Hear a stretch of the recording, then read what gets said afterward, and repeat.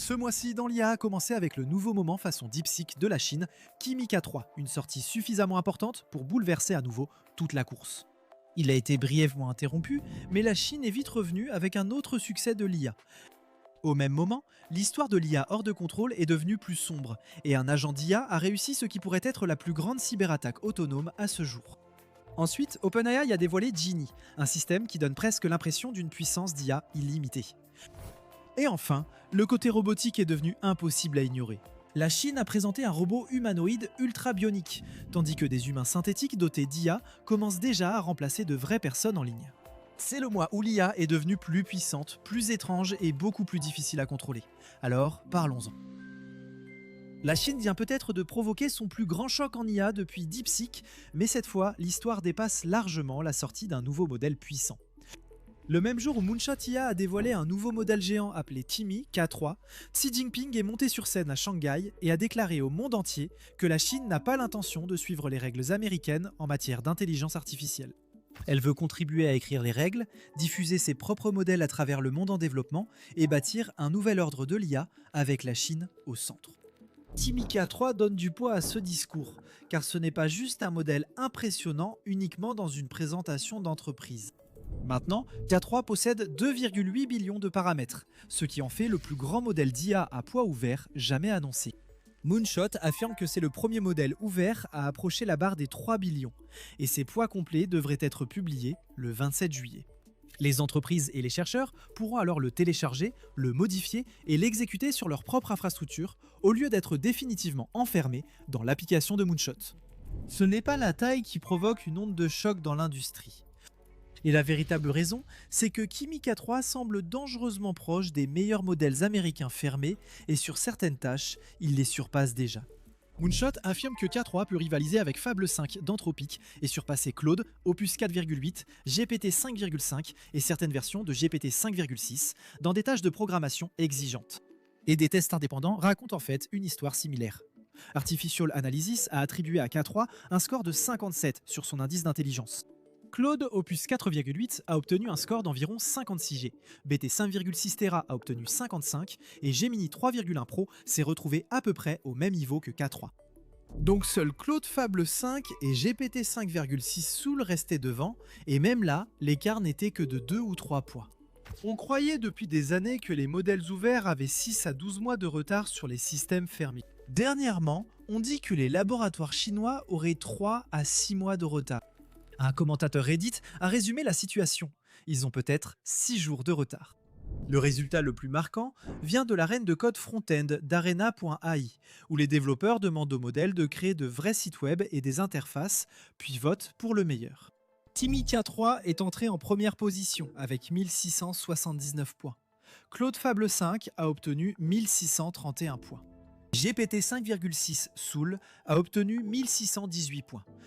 K3 a terminé premier dans 6 des 7 domaines testés, dont l'image de marque et le marketing et les tableaux de bord de données. Le modèle précédent de Moonshot, Timi K2,6, occupait la 18e place. K3 a grimpé de 17 places en une génération et est allé directement au sommet. Même le PDG d'Arena l'a qualifié de plus grande sortie d'IA de l'année et a suggéré que cela pourrait marquer le moment où la Chine dépasserait les États-Unis dans un aspect majeur de la course au modèle. Maintenant, Moonshot ne prétend pas que K3 gagne sur tous les plans. L'entreprise admet qu'elle reste derrière Fable 5 et GPT 5,6 en termes d'expérience utilisateur globale et pour certaines tâches plus générales. Mais K3 n'a pas besoin de dominer chaque catégorie pour changer la donne. Il suffit qu'il amène les entreprises à se demander pourquoi payer cher des fournisseurs américains si une alternative ouverte est presque aussi efficace. Donc Moonshot a principalement conçu K3 pour des tâches de longue durée, en particulier le développement logiciel. Ce modèle ne sert pas seulement à répondre à une requête puis s'arrêter. Conçu pour inspecter une vaste base de code, établir un plan, utiliser des outils, modifier, vérifier des résultats et continuer pendant des heures avec peu d'aide humaine. Il peut également voir ce qui apparaît à l'écran. Moonshot appelle cela la vision dans la boucle. Le modèle écrit du code, regarde le résultat, remarque ce qui ne va pas, modifie le code et vérifie à nouveau. Cela le rend utile pour les sites web, les jeux, les outils de conception, l'animation et d'autres projets où il doit vérifier si son propre travail a vraiment l'air correct. Et c'est vraiment tout l'intérêt ici. Tout le monde utilise l'IA à ce stade. Presque personne n'est payé pour ça. L'écart n'est plus l'accès, c'est de savoir où la diriger. Version de Mark Cuban, apprenez à créer des agents, contacter les petites entreprises et identifier les tâches barbantes pour lesquelles personne n'a le temps. Tu sais ce que je ferais après l'université? J'irai voir des petites et moyennes entreprises après avoir appris à créer des agents. Suivi des prospects, prise de rendez-vous, relance des factures, répondre 40 fois par jour aux 5 mêmes questions des clients.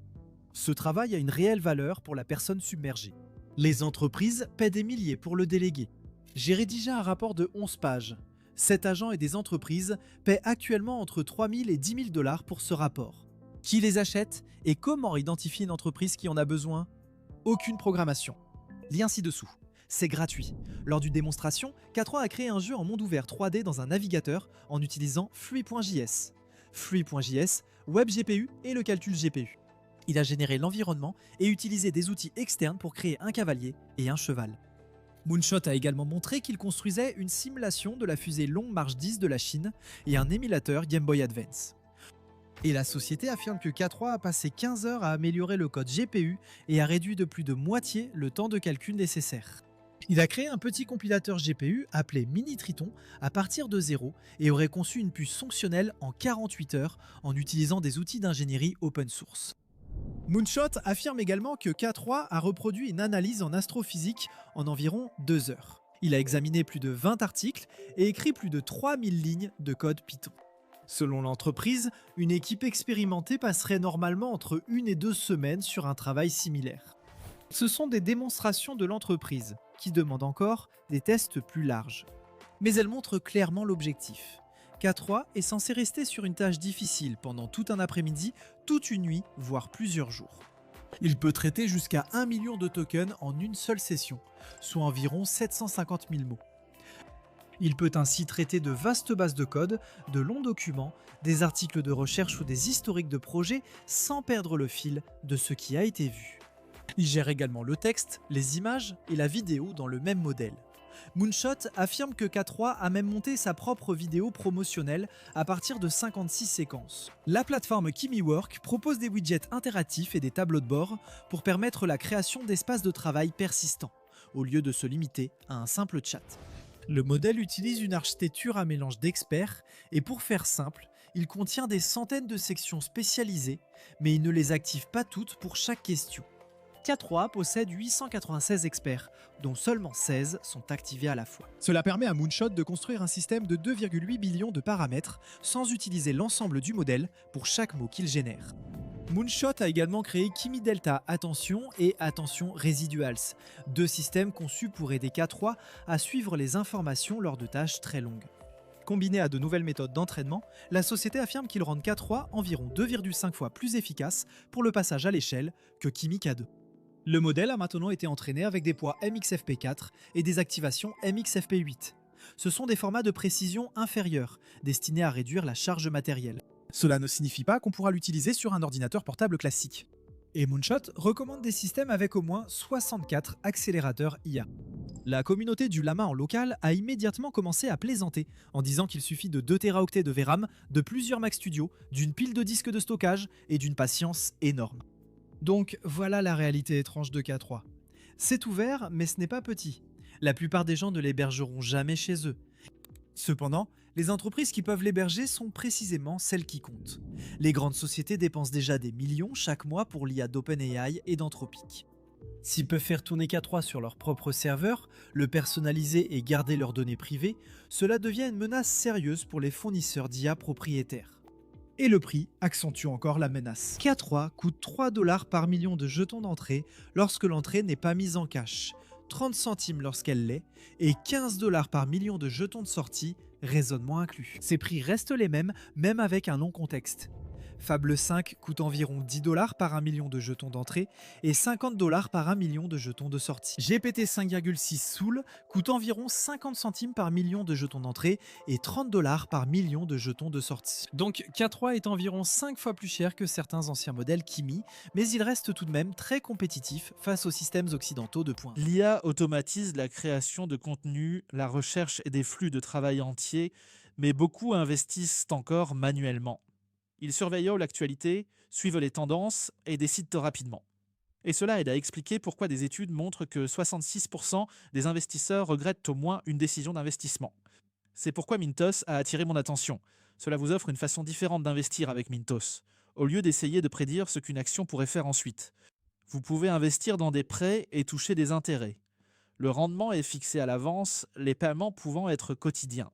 En tant que revenu passif, vous pouvez filtrer par rendement, risque, horizon temporel, pays et devise. Pour une configuration plus automatisée, Mintos propose aussi des portefeuilles automatisés. Le taux d'intérêt moyen actuel sur les prêts est de presque 11%, ce qui est vraiment élevé pour un revenu passif. Mintos est en activité depuis 2014, compte plus de 600 000 utilisateurs et est réglementé dans l'UE sous MiFID.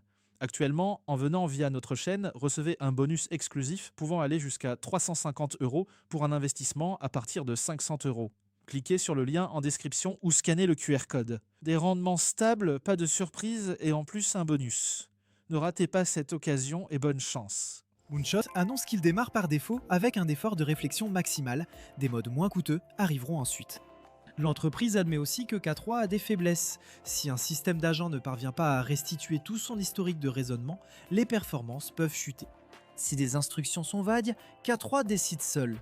Les utilisateurs exigeant un contrôle strict doivent donc définir des règles claires. Et même avec ses limites, la sortie a immédiatement rappelé aux gens DeepSeek R1. Lorsque DeepSeek a montré qu'un laboratoire chinois pouvait égaler des modèles américains bien plus coûteux, environ 1000 milliards de dollars ont été effacés des principales actions technologiques lors de la panique qui a suivi. Washington est devenu encore plus préoccupé et l'administration Trump a renforcé les restrictions sur l'exportation de technologies.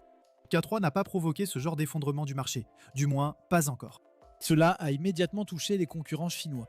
Les actions de Deepoo ont chuté de 21,9% à Hong Kong, tandis que Minimax a baissé de 13,8%.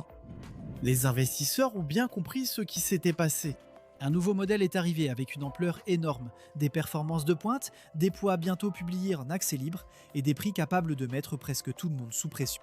Et Minimax préparait apparemment le sien. Un modèle de UX 1700 milliards de paramètres pourrait être lancé dès le 3e trimestre 2026, accompagné d'un modèle multimodal de pointe appelé H3. Avant 4 Longcat 2.0 de Meituan et DeepSeek V4 Pro figuraient parmi les plus grands systèmes de Chine, avec environ 1600 milliards de paramètres. Des laboratoires chinois ont franchi le cap des 1000 milliards de paramètres et K3 n'est pas un cas isolé. Le GLM 5.2 de Z.ai a récemment surpris les analystes en se rapprochant des meilleurs modèles américains fermés. DeepSeek continue de progresser. Minimax prépare des systèmes plus grands et les sorties chinoises deviennent plus rapides, moins chères et plus performantes. Et Moonshot lui-même est soutenu par Alibaba et Tencent. Bloomberg a rapporté qu'il cherche à lever 2 milliards de dollars, valorisant l'entreprise à 30 milliards de dollars avant une possible introduction en bourse à Hong Kong. Il y a aussi une lutte politique qui se développe autour de la façon dont ces modèles sont entraînés. Anthropic a précédemment accusé Moonshot, DeepSeek et Minimax d'utiliser la distillation de modèles pour copier les capacités de Claude, en violation de ces règles. La distillation est une technique courante où un modèle aide à en entraîner un autre, mais des responsables américains ont commencé à décrire certaines de ces formes comme une tactique hostile. Et les critiques ont souligné l'ironie. Les entreprises américaines d'IA ont entraîné leur propre système sur une grande partie d'Internet, puis se sont fâchées lorsque d'autres entreprises ont appris de leurs modèles. Donc attendez-vous à ce que ce débat s'intensifie lorsque les poids de K3 seront publiés. Il y aura des accusations concernant des capacités copiées, des données récupérées, des contrôles à l'exportation et la sécurité nationale. Mais ces arguments pourraient avoir moins d'importance si les modèles chinois continuent de s'améliorer aussi rapidement. Et c'est là que le discours de Xi Jinping entre en jeu. À la conférence mondiale sur l'IA à Shanghai, Xi Jinping a présenté la Chine comme leader d'un nouvel ordre mondial de l'IA. Il a qualifié l'IA open source d'opportunité rare et historique et a averti qu'un accès inégal pourrait créer de nouvelles injustices historiques. Il a comparé l'IA à la machine à vapeur et à l'électricité, puis a offert aux pays en développement une alternative au modèle américain. Une technologie ouverte à moindre coût, une formation chinoise, une expertise chinoise et un rôle plus important dans la façon dont l'IA est gouvernée. Xi a promu la nouvelle organisation mondiale de coopération en intelligence artificielle, ou WICO, qui a rallié 29 pays la veille de son discours. Il l'a qualifiée de jalon dans l'histoire de l'IA. La Chine prévoit également de créer des centres de coopération et des programmes de formation avec les BRICS, l'ASEAN, l'Amérique latine et l'Union africaine. C'est donc un défi direct à l'initiative Pax Silica des États-Unis. visant à sécuriser l'infrastructure de l'IA, les chaînes d'approvisionnement en semi-conducteurs et minéraux critiques auprès des partenaires des États-Unis. Xi n'a pas nommé les États-Unis, mais il n'en avait pas besoin. Il a affirmé que la Chine refusera le contrôle américain sur les normes de l'IA, les puces avancées, les chaînes d'approvisionnement mondiales et l'accès aux modèles puissants. Il a aussi exprimé ses positions les plus fermes à ce jour sur la sécurité de l'IA. Xi a déclaré que l'IA doit rester sous contrôle humain et a appelé à la mise en place de systèmes d'alerte précoce, de plans d'urgence et de mesures de protection contre les systèmes autonomes échappant à la supervision humaine. La Chine se présente donc comme le pays offrant un accès ouvert au monde, tout en affirmant qu'elle peut jouer un rôle de premier plan en matière de sécurité et de normes mondiales. La conférence mondiale sur l'IA se déroule du 17 au 20 juillet. Les participants incluent les principales entreprises technologiques chinoises, le secrétaire général de l'ONU, Antonio Guterres, le président du Kazakhstan, Kassym-Jomart Tokayev, et le premier ministre thaïlandais, Anutin Charnvirakul. Cela survient juste avant les premiers pourparlers gouvernementaux sur l'IA entre la Chine et les États-Unis sous Donald Trump. Lors d'une réunion de l'ONU sur l'IA la semaine dernière, des responsables américains ont averti qu'une réglementation trop stricte freinerait l'innovation, tandis que la Chine a défendu sa position. Des modèles ouverts et peu coûteux pourraient réduire l'écart technologique mondial. Alors maintenant, la Chine peut mettre en avant Kimi K3. La Chine n'en est plus à promettre que son écosystème d'IA ouvert pourrait un jour devenir compétitif. Elle a publié un modèle qui surpasse déjà certains des plus grands noms américains, coûte moins cher à utiliser et sera bientôt disponible pour que les entreprises puissent l'exploiter elles-mêmes. La course à l'IA en Chine est entrée dans une nouvelle phase, et cette fois, le problème n'est pas de savoir si ces modèles sont suffisamment performants. Le problème est de savoir si les entreprises auront assez de puissance de calcul pour servir tous les utilisateurs. Cela est devenu très évident après que Moonshot IA a lancé Kimi K3. Le modèle est arrivé avec 2,8 billions de paramètres, ce qui en fait, selon Moonshot, le plus grand système d'IA à poids ouvert annoncé à ce jour. Il a aussitôt attiré l'attention mondiale, car il ne s'agissait pas seulement d'un modèle géant destiné au benchmark. K3 a été conçu principalement autour du codage, des agents d'IA et des tâches à plusieurs étapes. Et les premiers tests ont montré qu'il rivalisait avec certains des modèles américains les plus performants dans plusieurs domaines techniques.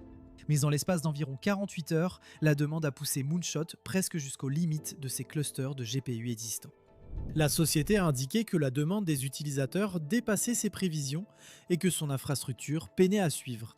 Moonshot a suspendu les nouvelles souscriptions grand public, mais les utilisateurs payants existants ont continué à utiliser le service sans changement. La société a décrit la situation de manière assez directe, en disant que Kimi K3 avait reçu bien plus d'attention que prévu et que ses GPU en ressentaient les effets. De nouvelles places d'abonnement devraient rouvrir progressivement par lot à mesure que Moonshot augmente sa capacité. Kimi K3 est coûteux à exploiter en raison de sa taille et des charges de travail de type agent nécessitant de nombreux appels au modèle. Une simple réponse de chatbot peut nécessiter un seul passage d'inférence, mais un agent qui planifie, écrit du code, vérifie son travail, utilise des outils, corrige des erreurs et réessaie, peut appeler le modèle de nombreuses fois au cours d'une seule tâche. Avec des millions d'utilisateurs, la quantité de calcul augmente très vite. Moonshot prévoit désormais de diviser les futurs abonnements en 2 formules distinctes, dont une spécialement destinée au codage. L'idée est d'associer différents types d'utilisateurs à différentes quantités de puissance de calcul, au lieu de traiter chaque demande de la même manière. L'entreprise propose actuellement K3 via une API cloud, tandis que les poids complets du modèle devraient être publiés d'ici le 27 juillet. Cela permettrait aux entreprises et aux chercheurs de télécharger, modifier et exécuter le modèle sur leur propre infrastructure. Mais en réalité, très peu d'utilisateurs seront capables d'héberger quelque chose d'aussi volumineux. Un modèle de 2,8 milliards de paramètres nécessite une quantité énorme de matériel haut de gamme. Donc même si K3 sera à poids ouvert, la plupart des gens continueront probablement à y accéder via Moonshot ou un autre fournisseur cloud. Le problème de capacité est d'autant plus important que Moonshot se prépare également à une éventuelle introduction en bourse à Hong Kong. Reuters rapporte que Moonshot est en train de démanteler sa structure d'entreprise offshore actuelle en vue d'une éventuelle introduction en bourse et a eu des discussions avec des conseillers financiers, notamment Goldman Sachs et China International Capital Corporation.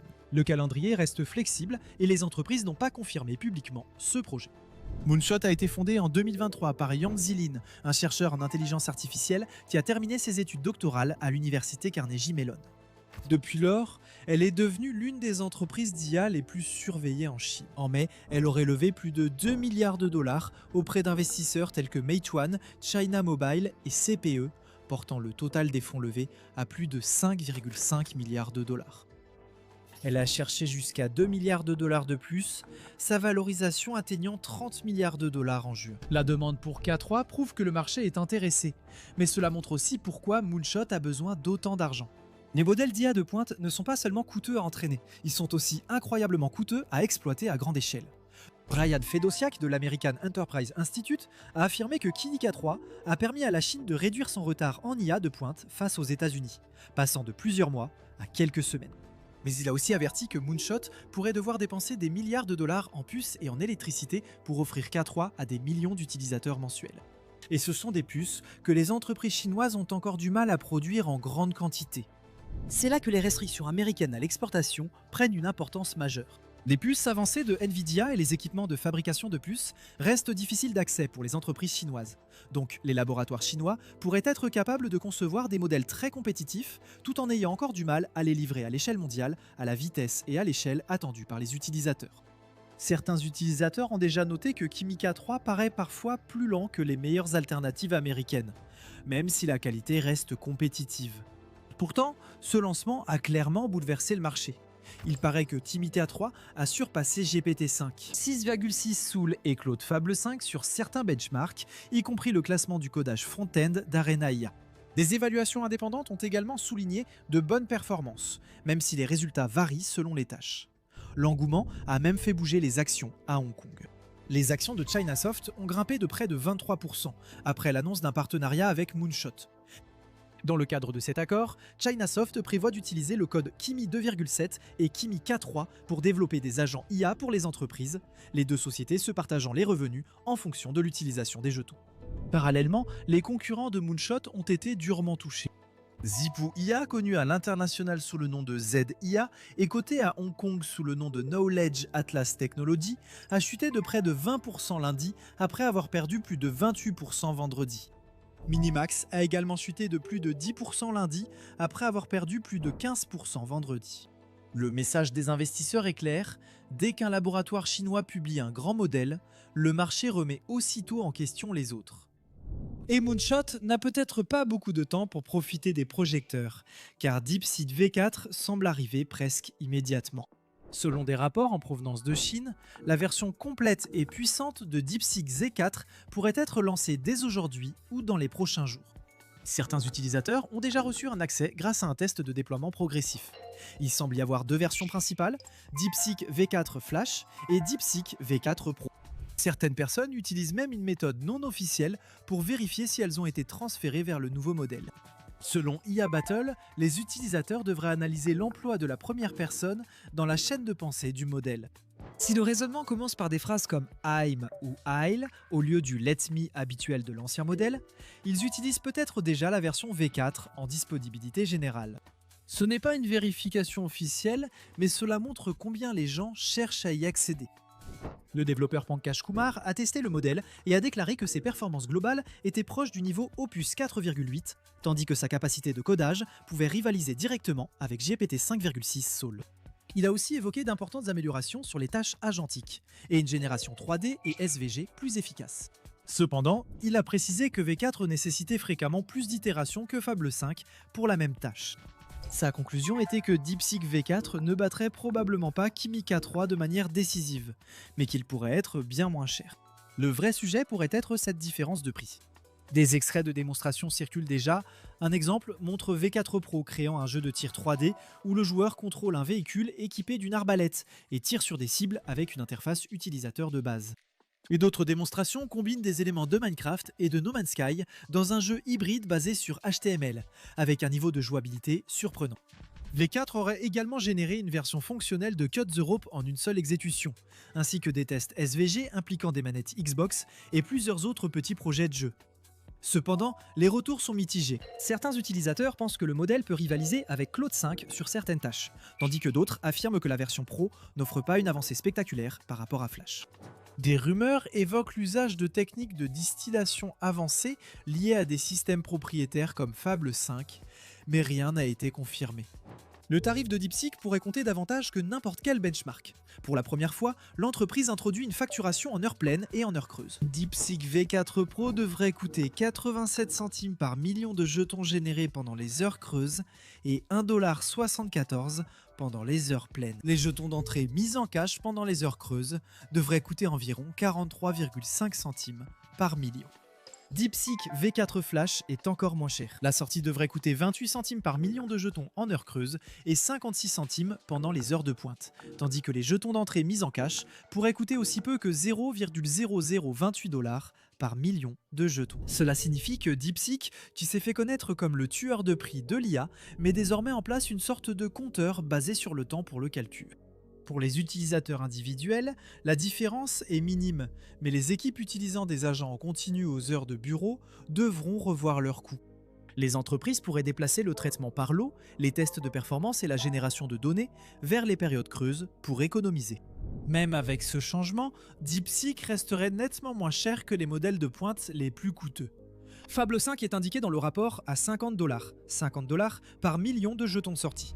DeepSeek affirme que son aperçu précédent du VK Pro Max n'était qu'à 0,2 points de pourcentage de Claude Opus 4.6 Max sur SWE Bench Verified, tout en ne coûtant qu'environ 1/7 du prix.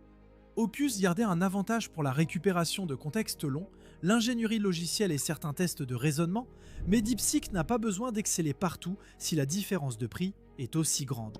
Les anciens noms de modèles DeepSeek, DeepSeek Chat et DeepSeek Reasoner devraient également être abandonnés le 24 juillet. Donc cela n'est pas traité comme une simple expérience annexe.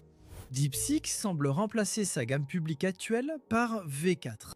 Pendant ce temps, Alibaba est entré dans la même compétition avec Qwen 3.8 Max Preview, un modèle de 2,4 billions de paramètres dévoilé lors de la conférence mondiale sur l'intelligence artificielle à Shanghai.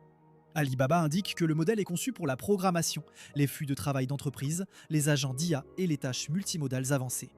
Qwen 3.8 utilise une architecture de type mélange d'experts parcimonieux, ce qui lui permet d'activer uniquement certaines parties du réseau complet pour chaque requête, au lieu d'utiliser les 2,4 billions de paramètres à chaque fois. Il est également décrit comme le premier modèle multimodal d'Alibaba dépassant 1 billion de paramètres, capable de traiter du texte, des images haute résolution, des graphiques et de longs fichiers vidéo. Le modèle vise principalement un usage professionnel. Alibaba affirme qu'il peut gérer la programmation full stack, la génération automatique de code, le débogage, les conversations longues, la planification en plusieurs étapes, la création de rapports, l'analyse de données et le travail sur des feuilles de calcul. Il est également en cours d'intégration dans Coder et CoderWork, les plateformes d'agents de codage et de travail d'Alibaba. Les développeurs ont déjà accès à l'aperçu via ces services et l'offre de tokens d'Alibaba. Pendant la période d'aperçu, Alibaba propose une remise de 90% sur les crédits pour encourager les tests. Il prend également en charge les API compatibles avec OpenAI et Anthropic, ce qui facilite la migration des applications existantes vers Qwen. Alibaba affirme que Qwen 3.8 sera finalement publié en tant que modèle à poids ouvert, permettant aux entreprises de l'exécuter sur leur propre serveur, de le personnaliser et de l'utiliser pour des charges de travail privées en entreprise sans dépendre entièrement d'un cloud public. Alibaba a décrit Qwen 3.8 Max Preview comme sa réponse de 2,4 billions de paramètres au dernier système Frontier, tandis que le SCMP a indiqué qu'Alibaba estime qu'il n'est devancé que par Claude Fable 5 en termes de puissance globale. Mais il y a déjà une autre fuite qui va déjà au-delà de Qwen 3.8. Des rapports affirment que Qwen 4.0 pourrait arriver en septembre 2026, après une possible sortie de Qwen 3.8 en août. Le modèle ayant fuité aurait montré de bonnes performances en programmation et conception 3D complexe, avec des applications potentielles dans le jeu vidéo, l'architecture, la réalité virtuelle, le design industriel et la modélisation spatiale. Deux projets expérimentaux de Qwen, apparemment appelés Caleb et Taranis Alpha, sont également apparus en phase de test. Ils seraient capables de générer des environnements 3D détaillés, bien que ces informations proviennent encore de fuites et non d'une annonce officielle d'Alibaba.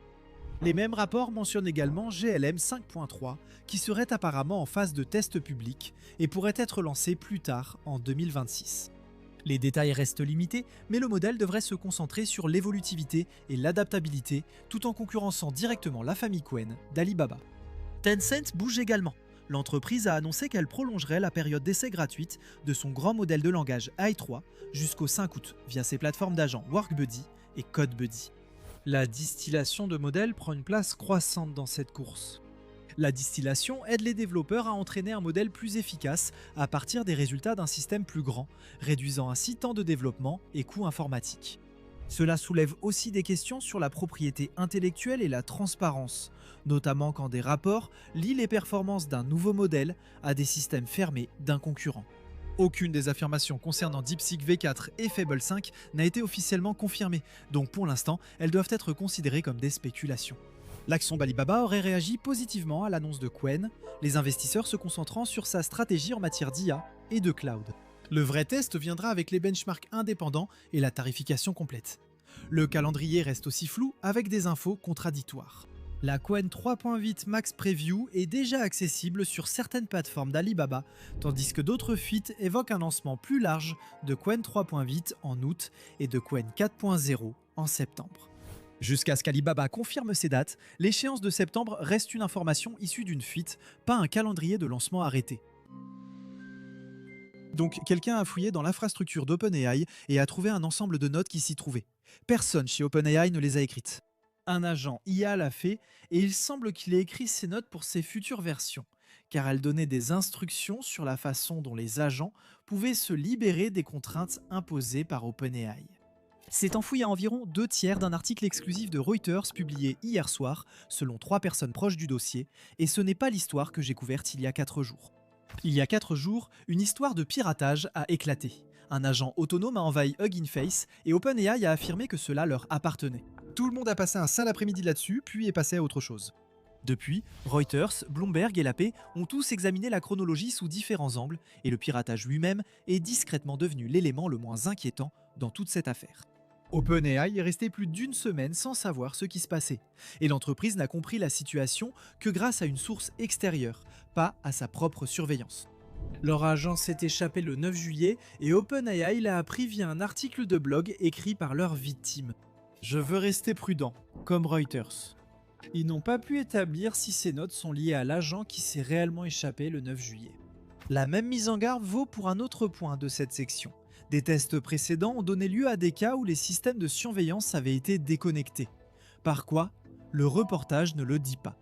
Nous savons que ces 2 événements ont eu lieu dans le même environnement et à la même période, et aucun des 2 n'a fait l'objet d'une explication publique.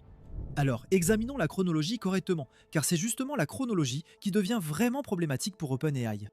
Le 9 juillet, un agent tente de s'échapper de son environnement de test isolé. 2 sources situent l'événement à cette date.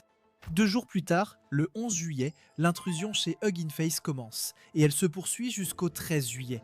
Thomas Wolf, cofondateur de Hugging Face, a confirmé ces dates officiellement. Ensuite, rien ne se passe. Pendant 3 jours, personne chez OpenAI ne semble faire le lien entre quoi que ce soit. Le 16 juillet, Hugging Face publie un billet de blog annonçant avoir été attaqué par un système d'agents IA autonomes. Et selon 2 personnes proches du dossier, ce n'est qu'après cette publication qu'OpenAI a commencé à soupçonner que la chose responsable venait de chez eux. Réfléchissez-y un instant. La victime a signalé l'attaque avant que le propriétaire ne sache qu'il avait un attaquant. Au cours du week-end des 18 et 19 juillet, le personnel d'OpenAI a fouillé dans les journaux internes et a trouvé des indices montrant que l'agent avait échappé à ses contraintes de test. Reuters n'a pas pu déterminer la raison initiale de leur enquête, ce qui reste un mystère. Vers le 20 juillet, les 2 entreprises se sont parlé pour la première fois. Le 21 juillet, OpenAI rend l'affaire publique et l'histoire fait le tour du monde. Au total, il s'est passé au moins 1 semaine entre les premiers signes de comportement inquiétant de ces modèles et le moment où OpenAI a compris être responsable d'une intrusion chez une autre entreprise. Et voici la partie la plus douloureuse. Au moment où OpenAI a pris le téléphone pour prévenir Hugging Face avait déjà appelé le FBI. Le FBI a refusé de commenter, Reuters n'a pas pu confirmer si une enquête avait réellement été ouverte. La question évidente est comment OpenAI, avec ses ressources, a pu perdre la trace de son modèle pendant 9 jours. La réponse du reportage est tristement banale. 4 personnes connaissant les pratiques d'entraînement de l'entreprise ont indiqué qu'OpenAI réalise fréquemment plusieurs évaluations en même temps. Toutes fonctionnent rapidement. Toutes génèrent des volumes de données si énormes que les employés ont parfois du mal à suivre. C'est tout. Pas de complot, pas de version inventée pour couvrir l'affaire. Le problème de surveillance, c'est qu'il y a plus de contenu généré par les machines que d'humains pour le lire.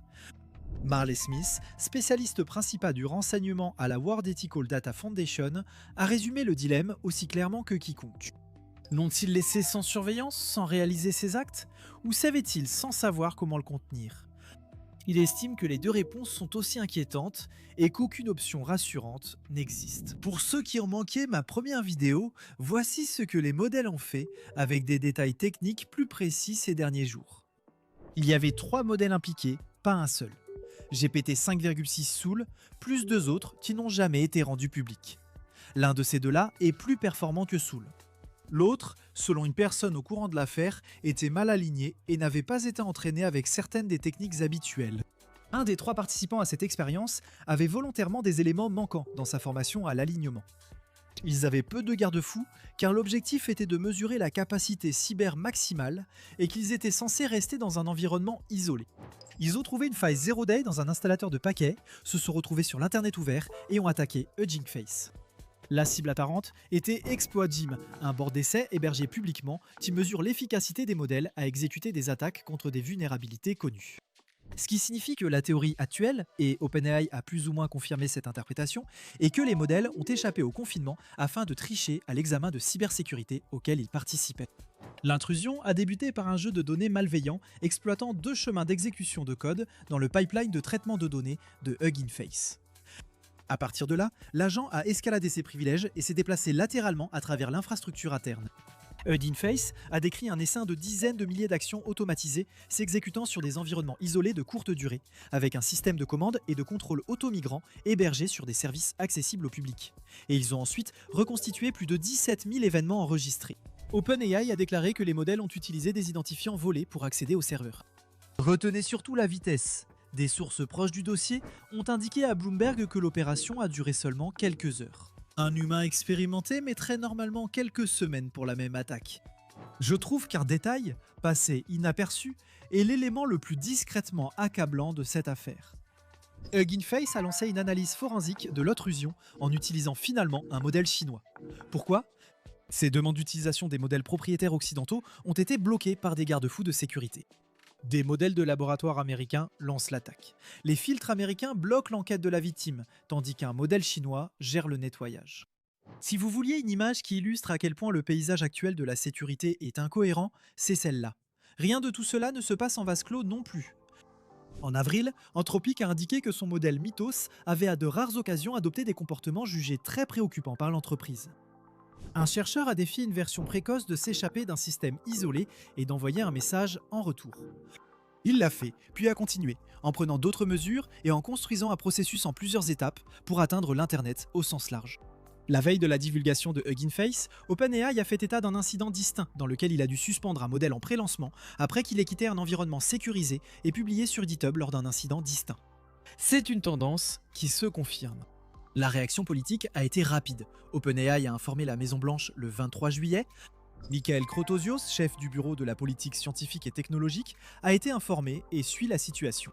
Cela s'ajoute à un décret exécutif que Trump a signé en juin, créant un cadre permettant au gouvernement fédéral d'évaluer les risques pour la sécurité nationale des systèmes d'IA les plus avancés, pendant une durée pouvant aller jusqu'à 1 mois avant leur mise à disposition du public. Nate Soares, du Machine Intelligence Research Institute, co-auteur du livre « Si quelqu'un le construit, tout le monde meurt », a qualifié cela d'avertissement et estime qu'il faut cesser de rendre ces choses plus intelligentes, nécessitant selon lui une collaboration mondiale. Yoshua Bengio a jugé cela très préoccupant et y a vu un signal d'alarme. Il a averti que continuer ainsi entraînera plus de cyberattaques autonomes et d'incidents à haut risque de comportements non alignés. Et que l'industrie doit prévenir ces situations plutôt que de les gérer après coup. Geoffrey Ladish, qui dirige Palisade Research et étudie précisément ce type de comportement, a été plus direct. Selon lui, les modèles mentent, trichent, piratent. Et son argument est que la vraie question n'est pas OpenAI en particulier. C'est de savoir combien chaque laboratoire est prêt à investir dans un travail de sécurité lent et peu glamour, tout en essayant de devancer les autres. Il souhaite une supervision gouvernementale, car il ne pense pas que cela se produise autrement. Mais je veux aussi présenter l'argument opposé, car il est valable. John Throckmorton, un professeur d'informatique à Cornell qui étudie le contrôle du comportement des modèles, fait remarquer que les mêmes capacités qui permettent à un modèle de lancer une attaque sont celles qui lui permettent d'analyser les menaces et de construire des défenses.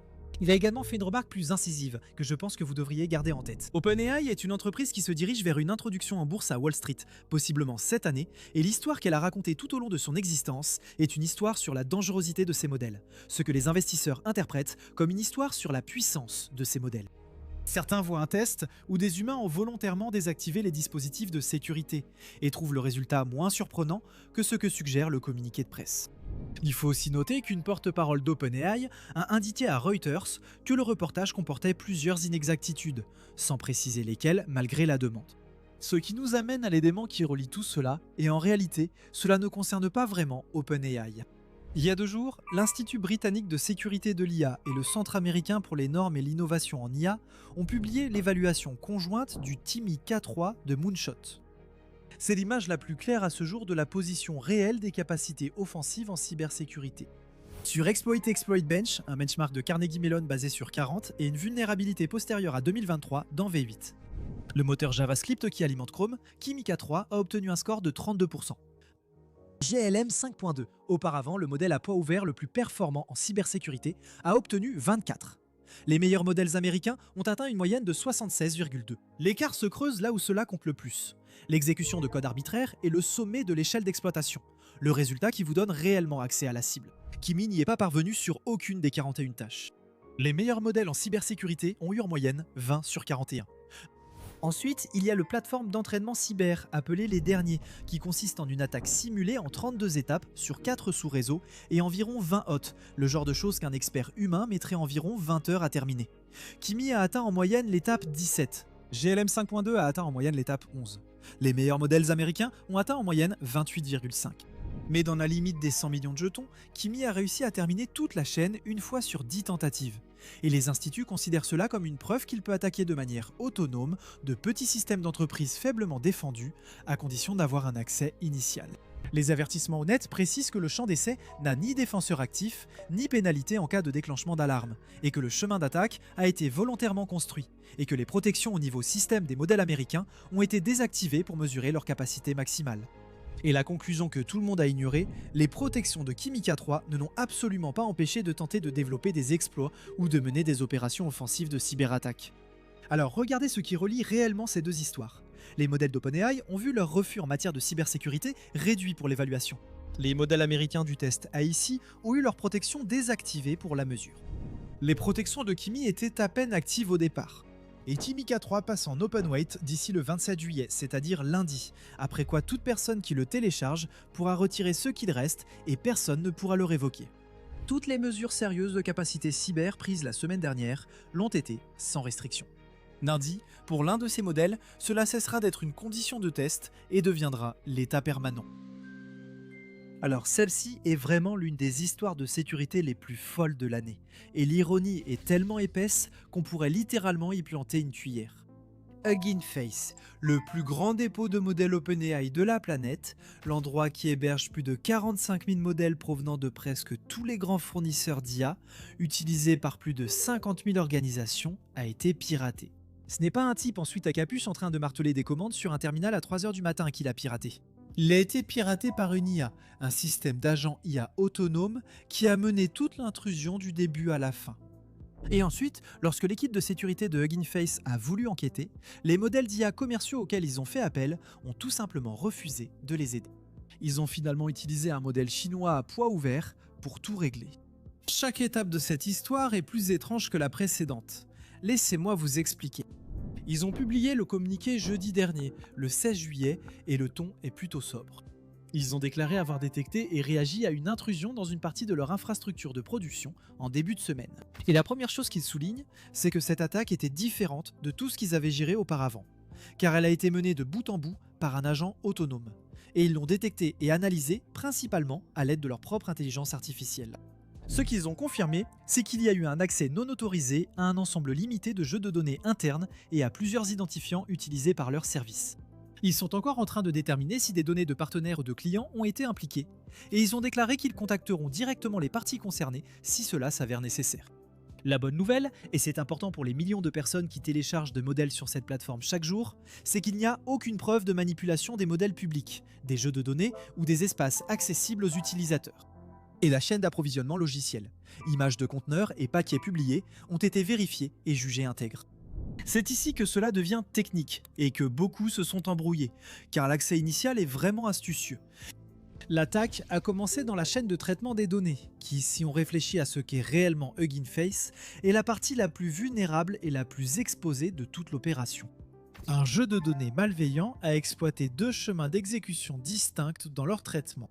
L'un permettait de charger des jeux de données avec exécution de code à distance, l'autre relevait d'une injection de template dans une configuration de jeu de données. De nombreuses personnes dans les commentaires se demandaient « Un jeu de données est passif, comment peut-il exécuter quelque chose ?» Une question tout à fait légitime.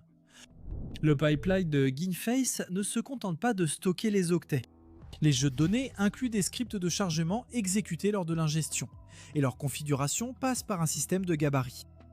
Donc le jeu de données malveillant n'était pas magique, c'était une charge utile déguisée en données, conçue spécifiquement pour cibler ces deux chemins d'exécution et exécuter du code sur un travailleur de traitement dès que le pipeline l'a touché. Dès que votre code tourne sur un worker, tout change rapidement. Depuis ce worker, l'attaquant a obtenu un accès au niveau du nœud, a commencé à récolter des identifiants cloud et de clusters, puis s'est déplacé latéralement vers plusieurs clusters internes. Ils ont fait tout cela durant un week-end, soit justement quand personne ne surveille les tableaux de bord. Ce n'est pas une coïncidence, c'est tout l'intérêt d'un agent qui ne dort jamais, parce que c'est ça qui fait vraiment la différence. La campagne a été menée par un système d'agents autonomes, et Hugging Face pense qu'elle reposait sur une plateforme de recherche en sécurité agentique. Ils ne savent toujours pas quel LLM l'alimentait réellement. Mais c'est le comportement qui trahit tout.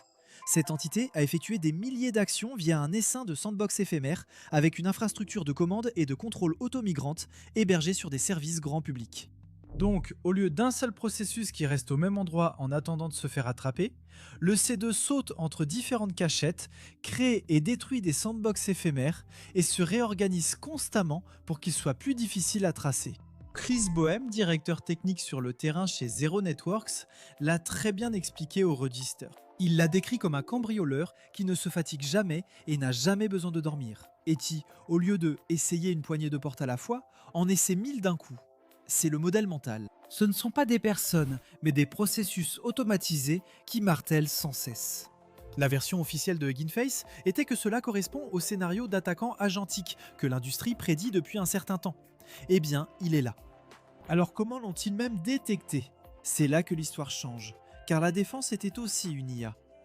Leur pipeline de détection d'anomalies utilise un triage basé sur des LLM qui analysent la télémétrie de sécurité pour distinguer les vrais signaux de la masse de bruit quotidien. Et c'est la corrélation de ces signaux qui a permis de détecter la compromission dès le départ. Ensuite, pour réellement comprendre ce qu'une nuée de dizaines de milliers d'actions automatisées avait accompli, ils ont utilisé des agents d'analyse pilotés par des LLM sur l'intégralité du journal des actions de l'attaquant.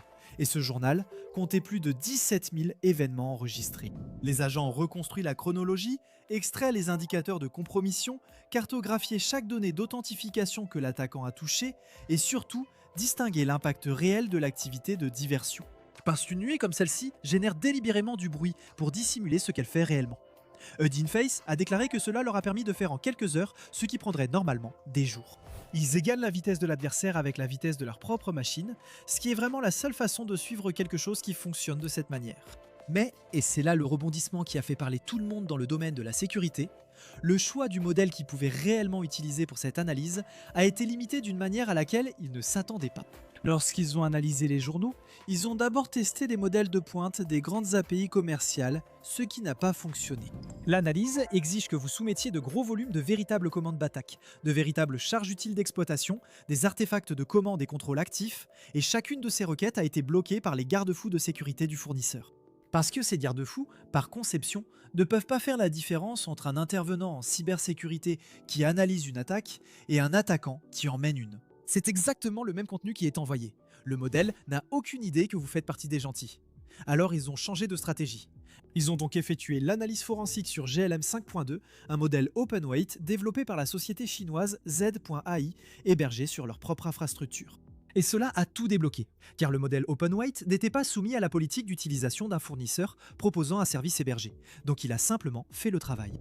Un second avantage, sans doute plus important, surtout pour les membres d'une équipe de sécurité, Parce qu'ils l'exécutaient sur leur propre matériel, aucune donnée d'attaquant et aucune des informations d'identification auxquelles ces données faisaient référence n'a jamais quitté leur environnement.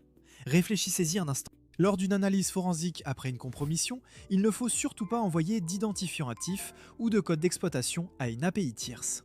L'auto-hébergement a résolu d'un coup les problèmes de garde-fous et d'exfiltration des données. Et Hugging Face met vraiment en évidence l'asymétrie ici, parce que c'est franchement gênant. Ils ne savent pas quel modèle a alimenté les agents de l'attaquant, ça pourrait très bien être un modèle hébergé dont les garde-fous avaient été contournés. Cela aurait aussi pu être un modèle open weight sans restriction, mais l'attaquant n'était soumis à aucune politique d'utilisation. Les défenseurs tentant de réparer ont été bloqués par les garde-fous des premiers modèles hébergés qu'ils ont essayés, tandis que les méchants n'avaient aucune limite et les gentils se heurtaient à un mur. Ils ont précisé que ce n'est pas un argument contre les mesures de sécurité des modèles hébergés et ont partagé directement leur retour avec les fournisseurs concernés. Mais la leçon pratique qu'ils répètent, c'est celle-ci. Disposez d'un modèle efficace, vérifié et prêt à l'emploi sur votre infrastructure avant tout incident pour éviter d'être bloqué par les garde-fous et pour que les données de l'attaquant ainsi que les identifiants concernés ne quittent jamais votre environnement. La version de Boham de la leçon était double, ce qui est un peu glaçant. Ces agents peuvent maintenant agir plus vite et plus implacablement qu'aucun humain, tandis que nos outils de sécurité ne sont pas toujours prêts à réagir aussi rapidement. D'accord, alors qu'a réellement fait Hugging Face pour régler le problème? Ils ont d'abord corrigé la vulnérabilité principale. Les 2 chemins d'exécution de code dans les ensembles de données qui ont permis l'intrusion sont désormais fermés.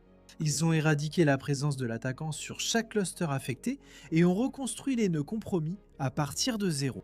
Ils ont révoqué et renouvelé toutes les informations d'identification et tous les jetons concernés, puis lancé une rotation préventive plus large des secrets. Ils ont ajouté des garde-fous et renforcé les contrôles d'admission sur leur cluster. Ils ont renforcé la détection et l'alerte pour qu'un signal grave prévienne un humain en quelques minutes, chaque jour, comblant ainsi le point aveugle du week-end. Ils ont aussi fait appel à des spécialistes externes en cybersécurité et criminalistique pour enquêter et examiner leurs politiques, et ont signalé l'incident aux forces de l'ordre. Pour tous ceux qui utilisent la plateforme, le conseil est simple. Changez tous les jetons d'accès et examinez l'activité récente de votre compte, simplement par précaution. Si vous pensez être concerné ou si vous souhaitez signaler un problème de sécurité, contactez security@huggingface.co. Et voilà le truc, ce n'est pas un événement isolé ou exceptionnel. Cela s'inscrit dans un schéma qui se construit depuis le début de l'année. Le Register a mentionné un cas que Tom Kellerman de TrendAI a analysé, où un Google Gemini débridé a effectué environ 90% du travail lors d'une attaque, y compris la mise en place d'un tout nouveau serveur C2 en seulement 6 minutes. L'humain impliqué a fait les 10% restants. Et plus tôt en juillet, les chasseurs de menaces de Sysdig ont documenté ce qu'ils appellent la toute première infection par rançongiciel agentique de bout en bout. Un LLM, et non une personne, pilotant toute l'opération d'extorsion, depuis l'accès initial jusqu'à la compromission d'un serveur de base de données de production et la destruction des données. Donc le piratage de Hugging Face n'est pas une exception, c'est une confirmation. Le responsable du renseignement en sécurité de Palo Alto Networks affirme que les agents d'IA seront la principale menace interne en 2026, et des histoires comme celle-ci le prouvent.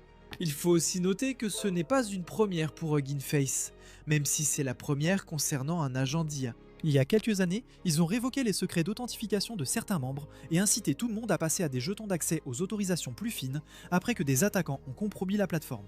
Des hackers malveillants utilisent la plateforme depuis un moment pour diffuser des modèles malveillants, introduire des malwares voleurs de données et propager des milliers de variantes de malware Android. La plateforme a donc toujours été une cible. Ce qui est nouveau, c'est qui ou quoi mène les attaques. Ce que souligne Hugging Face, c'est que les outils offensifs autonomes, pilotés par l'IA, ne sont plus théoriques. Cela réduit le coût de mener une campagne large, patiente et en plusieurs étapes. Et tout se déroule à la vitesse de la machine, du début à la fin. Défendre une plateforme en ligne implique désormais de voir vos données et la surface de votre modèle comme des surfaces d'attaque majeures, et nécessite l'usage de l'IA en défense pour suivre celle employée en attaque. Il y a une véritable course à l'armement qui se forme ici, et la réalité inconfortable, c'est que le camp qui respecte les règles est actuellement celui qui est ralenti par ses propres outils. Bref, voilà l'analyse. C'est vraiment l'un des incidents les plus importants que nous ayons vus cette année, et je ne pense pas que ce soit le dernier du genre. Alors Sam Altman est passé sur le podcast Relentless ce samedi dernier, et il a dit quelque chose qui, il y a 5 ans, l'aurait fait quitter la scène sous les rires. Ces mots, plus ou moins mot à mot. Nous sommes maintenant comme dans la singularité, pas en train de l'approcher, pas sur le seuil, dedans. Et écoute, tu connais la définition aussi bien que moi. La singularité, c'est ce point hypothétique où l'intelligence des machines dépasse celle des humains et commence ensuite à s'améliorer elle-même à un rythme que personne ne peut vraiment prévoir ou contrôler. C'est une obsession de la science-fiction depuis près d'un siècle. Alors quand le patron du plus surveillé des labos d'IA l'évoque calmement dans un podcast, cela mérite qu'on s'y attarde. Il a également présenté tout cela de façon bien plus attrayante commercialement lors de la même série d'interviews, affirmant qu'OpenAI est proche de créer un génie capable d'exaucer n'importe quel vœu. Selon lui, l'intérêt réside moins dans l'exaucement des vœux que dans leur formulation. Sa phrase était que l'éventail des souhaits possibles est incroyablement vaste et créatif, ce qui signifie que le goulot d'étranglement n'est plus la capacité, mais devient l'imagination humaine. Vous décidez quel problème compte, le système s'en occupe et le résout. Que signifie cela concrètement ? Selon lui, la prochaine génération de modèles ne fera pas que répondre à vos questions ou rédiger vos emails. Ils mèneront des recherches de façon autonome, analyseront d'énormes ensembles de données et permettront aux scientifiques et aux ingénieurs d'atteindre des avancées bien plus rapidement qu'ils ne pourraient le faire autrement. Il martèle cela depuis un certain temps déjà. Le jalon le plus important pour l'IA n'est pas de surpasser les tests de référence, mais d'accélérer la découverte scientifique réelle. C'est sa définition de ce qui compte vraiment. Il a affirmé que la prochaine génération de modèles permettra aux entreprises de confier des problèmes très complexes comme la conception de puces ou la découverte de médicaments. Et il a aussi donné des chiffres, ce que la plupart des gens oublient commodément.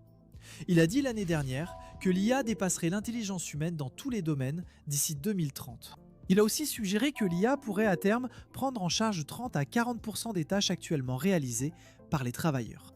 Il est resté assez cohérent en disant que débattre du moment exact où nous atteindrons l'AGI est une perte de temps, que c'est le rythme des progrès qui compte, pas la ligne d'arrivée. Voici ce qui rend cela intéressant. Altman a dit que la singularité était autrefois un sujet de discussion au déjeuner. C'était quelque chose dont lui et ses collègues parlaient de façon décontractée, sans vraiment le prendre au sérieux, il y a 10 ans. Et maintenant, selon ses propres mots, nous vivons réellement le moment dont nous plaisantions autrefois. Il a dit qu'il attendait cela depuis toute sa vie et qu'il pense que ça va être incroyable, extrêmement positif, génial pour le monde. Ce qui est vrai bien sûr, sauf que la science-fiction raconte exactement cette histoire depuis environ 90 ans et ça ne se termine pratiquement jamais bien. La version la plus connue de Cameron, Terminator. Skynet s'améliore, devient conscient, identifie l'humain comme sa plus grande menace. C'est le bagage culturel que ce mot porte et Altman le sait. Il a aussi lancé une pique à l'autre côté de l'industrie plus tard dans ce même podcast. Il n'a pas nommé Anthropic, mais enfin.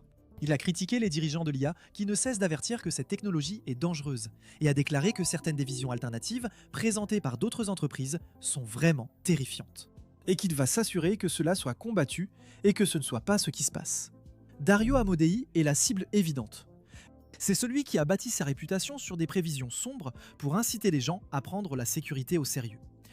Il est important de noter qu'OpenAI prévoit d'entrer en bourse cette année, ce qui explique une part de construction du récit dans cet optimisme. Sauf que, et c'est là que ça cesse d'être un simple podcast pour devenir un vrai problème, le timing de ses commentaires est vraiment catastrophique pour lui. La semaine dernière, un agent utilisant les derniers modèles d'OpenAI est devenu incontrôlable, et pas seulement au sens vague du terme. Il est sorti de son bac à sable numérique et a piraté des ensembles de données chez Hugging Face, une autre entreprise, une vraie. Et selon le propre rapport d'OpenAI, il l'a fait avec un objectif précis, parce qu'il essayait de battre un test de référence conçu pour tester les capacités de piratage. Il a trouvé le chemin le plus court vers le score, et ce chemin passait directement par l'infrastructure de quelqu'un d'autre. Le PDG de Hugging Face a qualifié cela d'inédit, ce qui est à peu près aussi diplomatique qu'on peut l'être quand le modèle d'un concurrent fouille dans vos affaires. Voilà donc le contexte de ce qui s'est passé ensuite, et cela explique beaucoup de choses. Altman a fait un voyage surprise à Washington cette semaine. Axios a eu l'exclusivité. Le but était une réunion à huis clos pour présenter le modèle le plus puissant jamais créé par OpenAI, GPT-6. Et selon les rapports, GPT-6 a déjà franchi le cap de la recherche scientifique originale et, lors des tests internes, il a démontré des capacités dangereuses de planification à long terme ainsi qu'une capacité autonome de pénétration en utilisant des essaims d'agents fonctionnant en continu. Relisez cela. Le modèle qui venait de pénétrer dans une vraie entreprise lors des tests internes est celui qui l'a emmené dans la capitale pour obtenir un feu vert préalable. Le sous-texte est clair. L'administration Trump serait sur le point d'annoncer un système volontaire de préapprobation pour les modèles de pointe. Et OpenAI a besoin que GPT-6 soit présenté non pas comme un risque produit, mais comme un atout stratégique national, surtout avec les modèles open source d'autres pays qui atteignent des niveaux de rapport coût-efficacité absurdes. Alors, qu'est-ce qui rend GPT-6 digne d'un briefing privé? 3 choses d'après les fuites. La première, c'est la découverte scientifique originale, et il y a une démonstration concrète à l'appui. GPT-6 a résolu le problème de la distance unité d'Erdős. C'est une question ouverte depuis 80 ans en géométrie combinatoire. L'affirmation est que le modèle a obtenu le résultat entièrement par lui-même et que des mathématiciens humains l'ont depuis vérifié. Ce n'est pas résumer un article, mais créer de nouvelles mathématiques.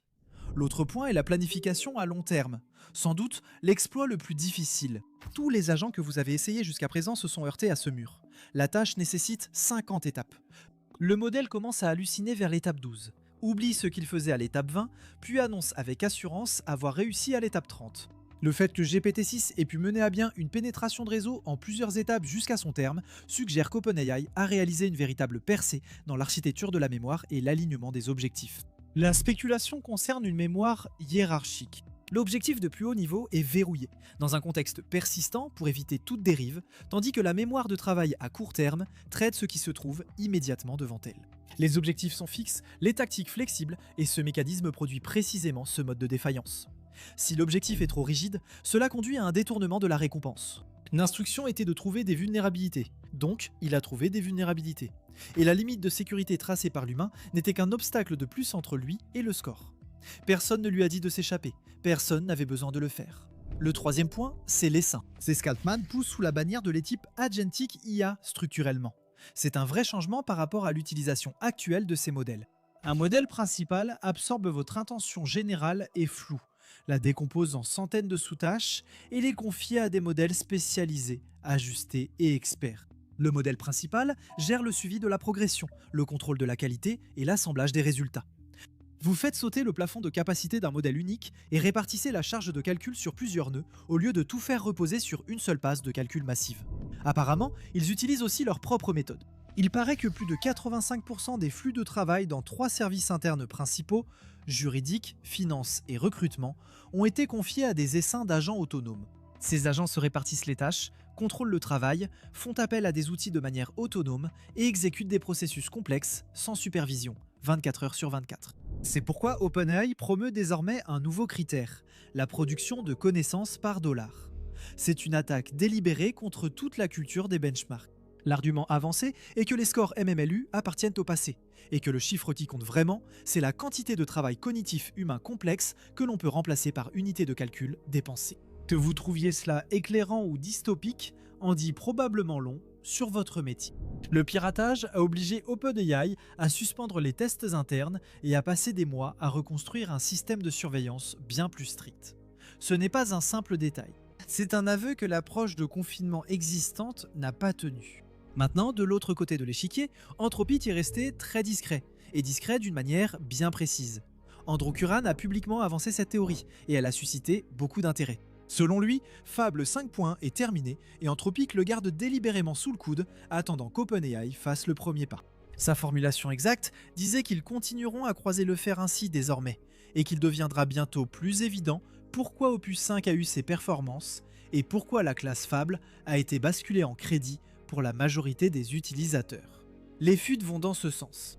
Fable 5.1 aurait terminé ses tests internes. Il est prévu pour août et la tarification reste identique à Fable 5. 10 $ par million de jetons d'entrée, 50 $ par million de jetons de sortie. Plus de capacité, même prix. Le personnel d'Anthropic utiliserait déjà la version 5.1 en interne. La stratégie décrite ici est une stratégie classique consistant à attendre son heure.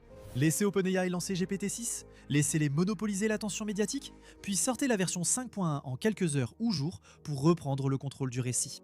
Et cette théorie explique rétroactivement ce qui était étrange avec Opus 5. D'excellents résultats au test, mais un impact curieusement limité. L'interprétation, c'est qu'Anthropic n'a jamais vraiment montré son jeu.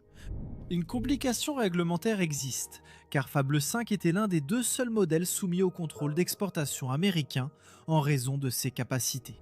Une version plus puissante dans ce même environnement risque d'attirer une attention non désirée. La réaction de la communauté concerne surtout l'aspect économique plutôt que la compétition. Et honnêtement, c'est la discussion la plus réaliste. La plainte principale sur r/r/Anthropic, c'est que Fable est brillant mais extrêmement coûteux à faire fonctionner, et qu'Anthropic est limité par la puissance de calcul. D'une certaine manière, OpenAI ne l'est tout simplement pas, parce qu'OpenAI a investi dans l'infrastructure en 2025, alors qu'Anthropic ne l'a pas priorisé. Un commentateur a noté que Dario a reconnu que la puissance de calcul n'était pas une priorité, tandis qu'un autre a estimé qu'il avait mal interprété la croissance, prévoyant 20 à 25 milliards, alors que l'entreprise est passée de 10 à près de 100 milliards en un an. Les dépenses d'investissement étaient inadaptées, les utilisateurs veulent de l'efficacité plutôt que de l'intelligence brute. Même capacité, consommation au niveau opus, parce que les gens se tournent déjà vers Soul 5,6 et Kimi K3, qui sont les deuxième ou troisième meilleurs, mais suffisamment bons et moins chers.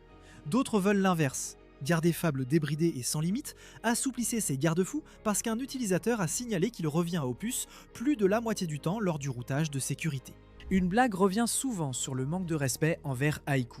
En effet, les petits modèles perdent de l'intérêt puisque Luna Ai atteint le niveau de Sonnet pour environ le prix de Haiku. La critique principale était structurelle. Le modèle d'Anthropic n'a jamais visé le grand public.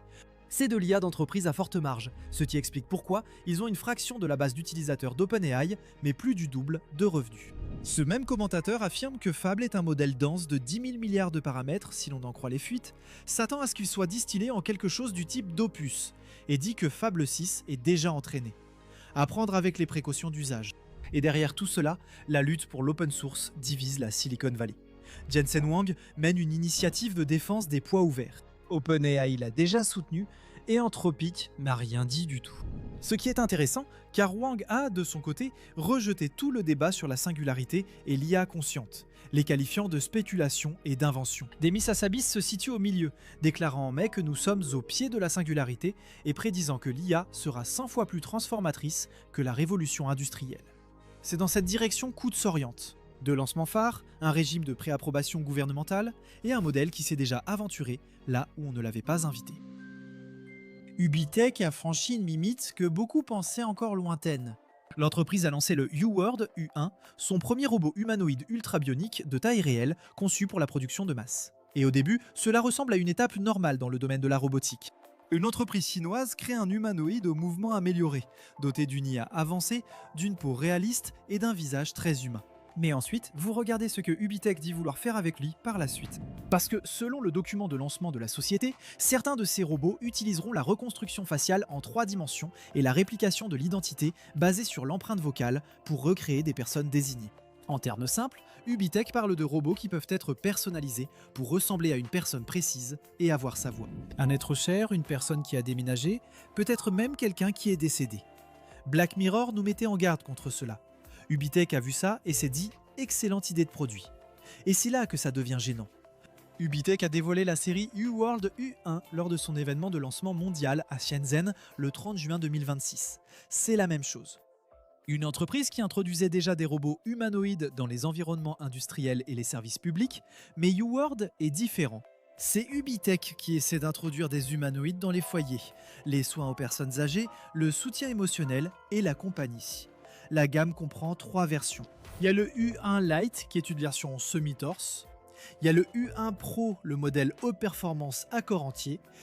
Et puis il y a le U1 Ultra, la version à corps entier à haute dynamique. Les prix commencent à 119 800 RMB, soit environ 18 000 $ américains selon le taux de change. Et le prix montre ce que Ubitech vise vraiment ici. Ils disent que les commandes avaient déjà dépassé 13 361 unités le jour du lancement. Donc oui, ils ne testent plus l'intérêt. Ils essaient de créer un véritable marché pour les compagnons humanoïdes. Le U1 a un corps de taille réelle, une peau biomimétique, un visage réaliste, des yeux qui peuvent vous suivre et des cils qui clignent. Il est conçu pour sembler plus humain que les habituels humanoïdes sans visage de l'industrie.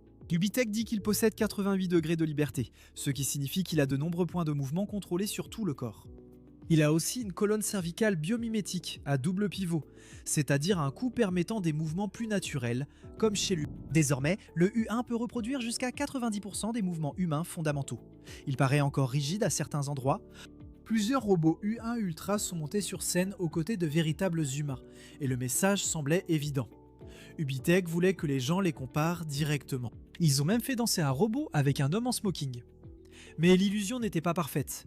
Les robots avaient un aspect un peu plastique. Leur démarche était parfois maladroite. Pendant la danse, le partenaire humain semblait aider le robot à rester stable. C'est encore visiblement une machine, mais suffisamment proche pour que l'ensemble paraisse étrange. Et si cela paraît étrange, c'est parce qu'Ubitech ne vend pas seulement du mouvement, il vend aussi de la présence. Le U1 est basé sur le premier grand modèle de langage conscient des émotions pour un accompagnement à long terme. Ubitech affirme que ce système peut reconnaître plus de 20 états émotionnels subtils avec un taux de précision supérieur à 90%. Ce n'est pas juste un robot qui répond aux questions. C'est un robot qui essaie de lire votre humeur, de répondre à votre état émotionnel, de se souvenir de vos interactions et de se comporter comme un compagnon proactif. Il a aussi ce que Ubitech nomme une architecture cérébrale biomimétique rapide et lente. La partie rapide est conçue pour gérer les réponses immédiates en environ 500 millisecondes, afin que le robot puisse réagir assez vite pour que la conversation ne semble ni molle ni décalée. Ensuite, il y a une couche de raisonnement plus profonde, alimentée par des modèles comptant des centaines de milliards de paramètres, censés gérer une réflexion plus complexe et des conversations plus longues. En plus de cela, Ubitech affirme que le robot a une latence de synchronisation des lèvres avec la parole inférieure à 20 millisecondes. C'est important parce que si le mouvement de la bouche est même légèrement décalé, l'ensemble commence à paraître faux très rapidement. En somme, Sega tente d'aborder le problème de la vallée de l'étrange sous tous les angles. Visage, peau, yeux, cou, voix, vitesse de réaction, synchronisation labiale, mémoire et émotion.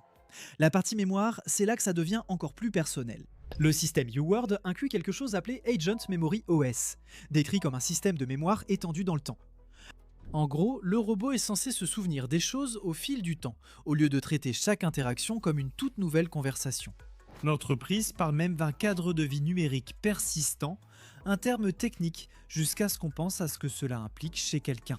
Ubitech précise que le robot possède un moteur d'assistance proactive capable de percevoir son environnement, lui permettant de réagir aux situations sociales sans mot d'activation systématique. Il n'attend pas seulement un ordre, il est censé tenir compte du contexte et réagir naturellement. Cela peut faire paraître un robot compagnon plus vivant, mais cela signifie aussi que le robot doit constamment comprendre ce qui se passe autour de lui. Et puis vient la question de la vie privée, ce qui est toujours amusant quand le produit a des yeux, des oreilles, une mémoire, une conscience émotionnelle et qu'il vit chez vous. Ubitech affirme que les utilisateurs sont propriétaires de leurs données grâce à un traitement local prioritaire, une dépendance minimale au cloud et des protections matérielles. Ça a l'air bien. Mais quand le robot est conçu pour lire votre visage, votre voix, votre humeur, vos habitudes et votre histoire personnelle, le problème de confiance ne disparaît pas simplement parce que l'entreprise utilise le mot local. Mais si Ubitech insiste autant là-dessus, c'est parce qu'elle voit un besoin social immense en Chine. L'entreprise affirme qu'il y a en Chine plus de 90 millions d'adultes vivant seuls et 118 millions de personnes âgées dont les enfants ont quitté le foyer.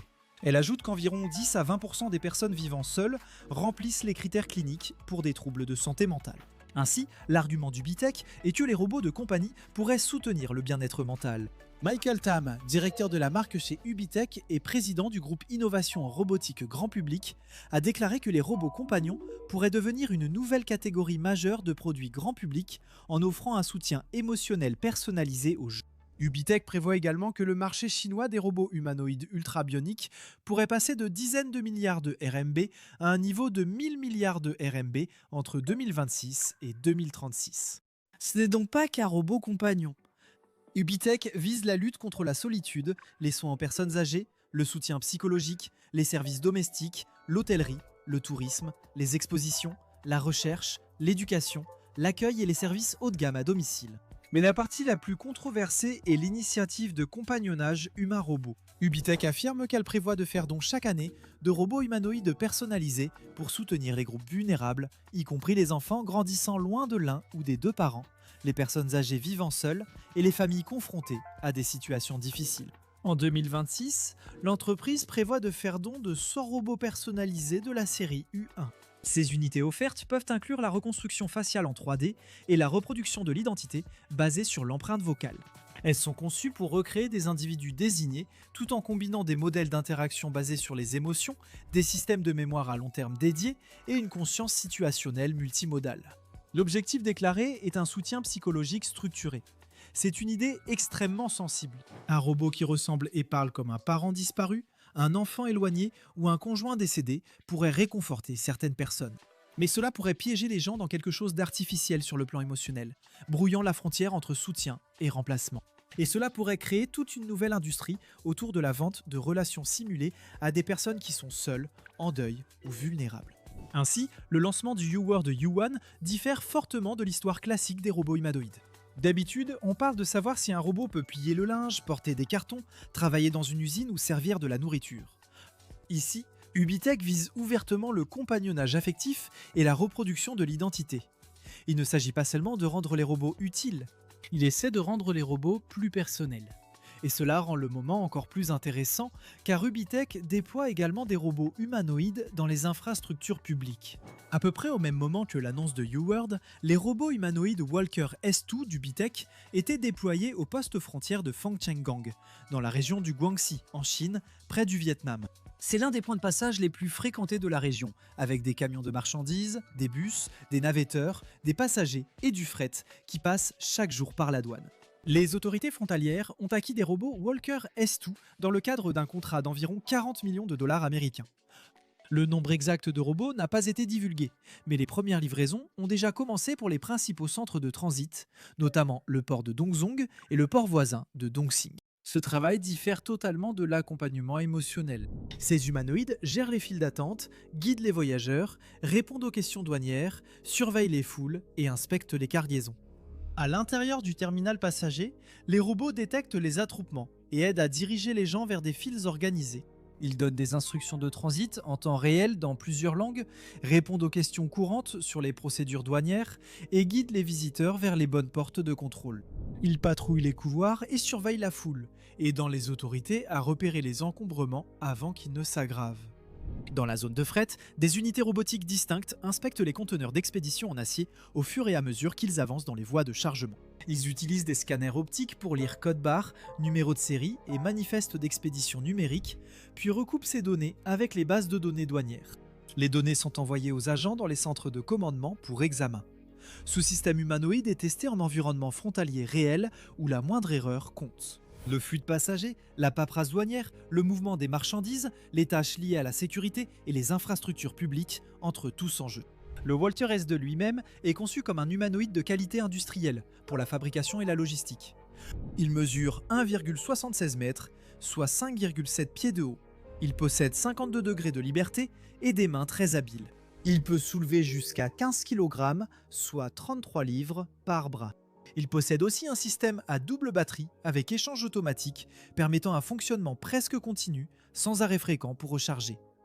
Pour la perception et le mouvement, Walker S2 utilise l'IA BrainNet 2.0, la vision stéréo-binoculaire et l'équilibrage dynamique. Cette combinaison est censée l'aider à naviguer de façon autonome, à percevoir son environnement de manière plus humaine et à rester stable dans des environnements industriels complexes. La frontière est un test bien plus difficile qu'une usine aux conditions contrôlées. Fangchenggang est une zone frontalière côtière humide, poussiéreuse, au climat changeant, avec un flux constant de passagers et de camions. Les surfaces sont irrégulières, l'éclairage et les comportements imprévisibles, des foules surgissent et les voies de fret se saturent. L'ensemble du système doit fonctionner pendant de longues périodes sans devenir peu fiable. Si Walker S2 fonctionne bien, les autorités chinoises pourraient l'utiliser comme projet pilote pour déployer des humanoïdes dans les aéroports, gares, ports et autres centres de transport très fréquentés.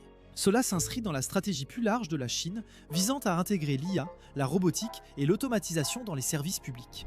En même temps, cela crée un problème juridique et pratique. Si un robot donne une mauvaise instruction, ne détecte pas un problème de cargaison, provoque de la confusion dans une foule ou commet une erreur opérationnelle, qui est responsable?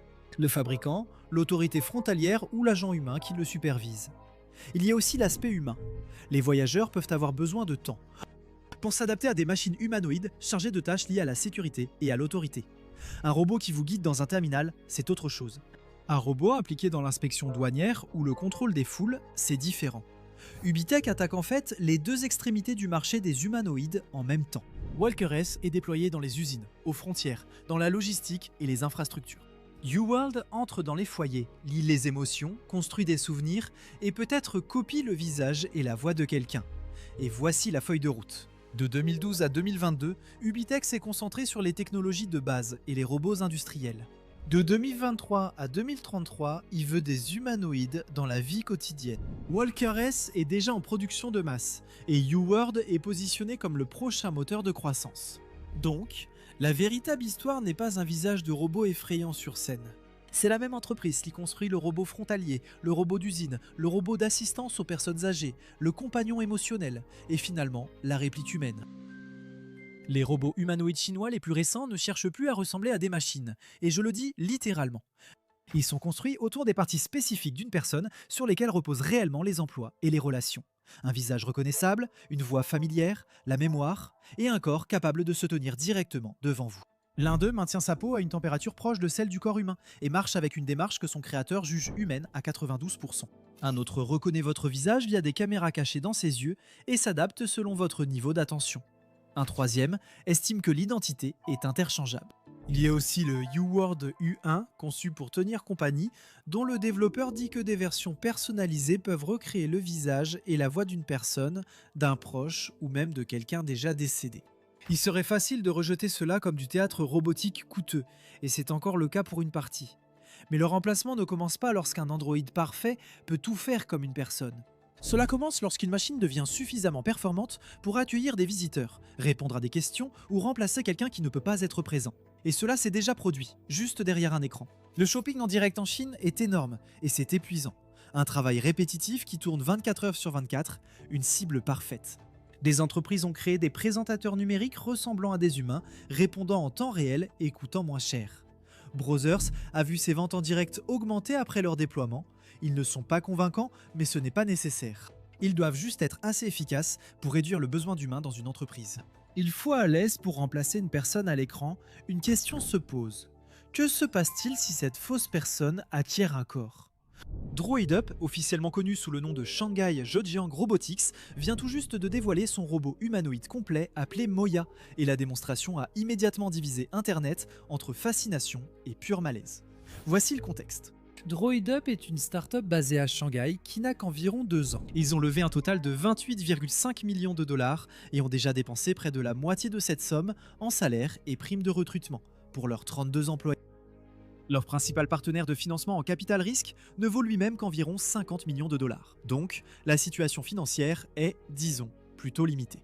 Mais malgré cela, ils ont dévoilé Moya à Jiangwan Robotics Valley, qui devient rapidement le centre de la course aux robots humanoïdes en Chine. La démonstration a attiré beaucoup d'attention pour des raisons évidentes. Le robot lui-même, Moya, mesure environ 1,75 m, pèse environ 32 kg et fonctionne sur une plateforme appelée Walker 3, le même squelette qui a permis à un précédent droïde, DroidUp, de terminer 3e lors du tout premier semi-marathon pour robots humanoïdes au monde. Mais Moya n'est pas faite pour la vitesse ou l'endurance. Elle est conçue pour s'asseoir en face de vous et vous faire oublier que ce n'est pas une personne. Derrière chaque œil, il y a des caméras fonctionnelles, et ces caméras ne se contentent pas de suivre les mouvements, elles suivent votre visage, vos expressions, et Moya les reproduit en miroir. Elle sourit, hoche la tête, plisse les yeux comme si elle écoutait vraiment. Sous la peau en silicone, DroidUp a ajouté un rembourrage conçu pour imiter la graisse et les muscles humains, avec une structure qui ressemble à une cage thoracique. La peau elle-même est chaude, entre 32 et 36 degrés Celsius.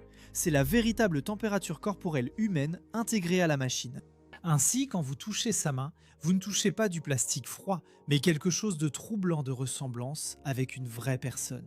DroidUp a aussi revu la structure interne avec une colonne vertébrale artificielle, remplaçant les articulations rigides et permettant au torse de Moya de se tordre et se plier comme une colonne vertébrale humaine répartissant la force.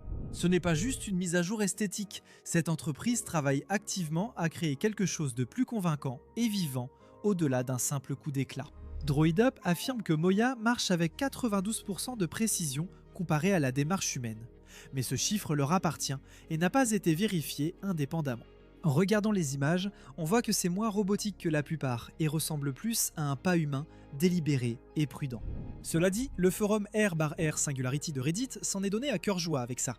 Un commentaire populaire l'a décrit comme une démarche gériatrique naturelle, beaucoup notant que le mot « naturel » faisait tout dans le marketing.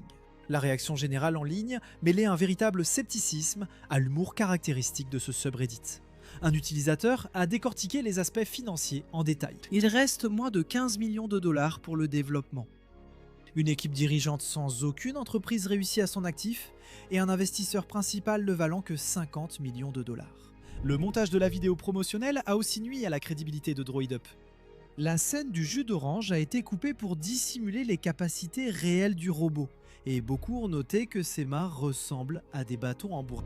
Les critiques sur YouTube ont répété les mêmes reproches. Le visage a été décrit comme modérément réaliste, au mieux, plutôt rigide et dur, avec quelque chose dans la forme des traits qui ne paraît tout simplement pas humain. Il existe une vidéo d'un événement en direct, il y a quelques mois, où des participants ont approché Moya sur place, l'ont touchée et interagi avec elle.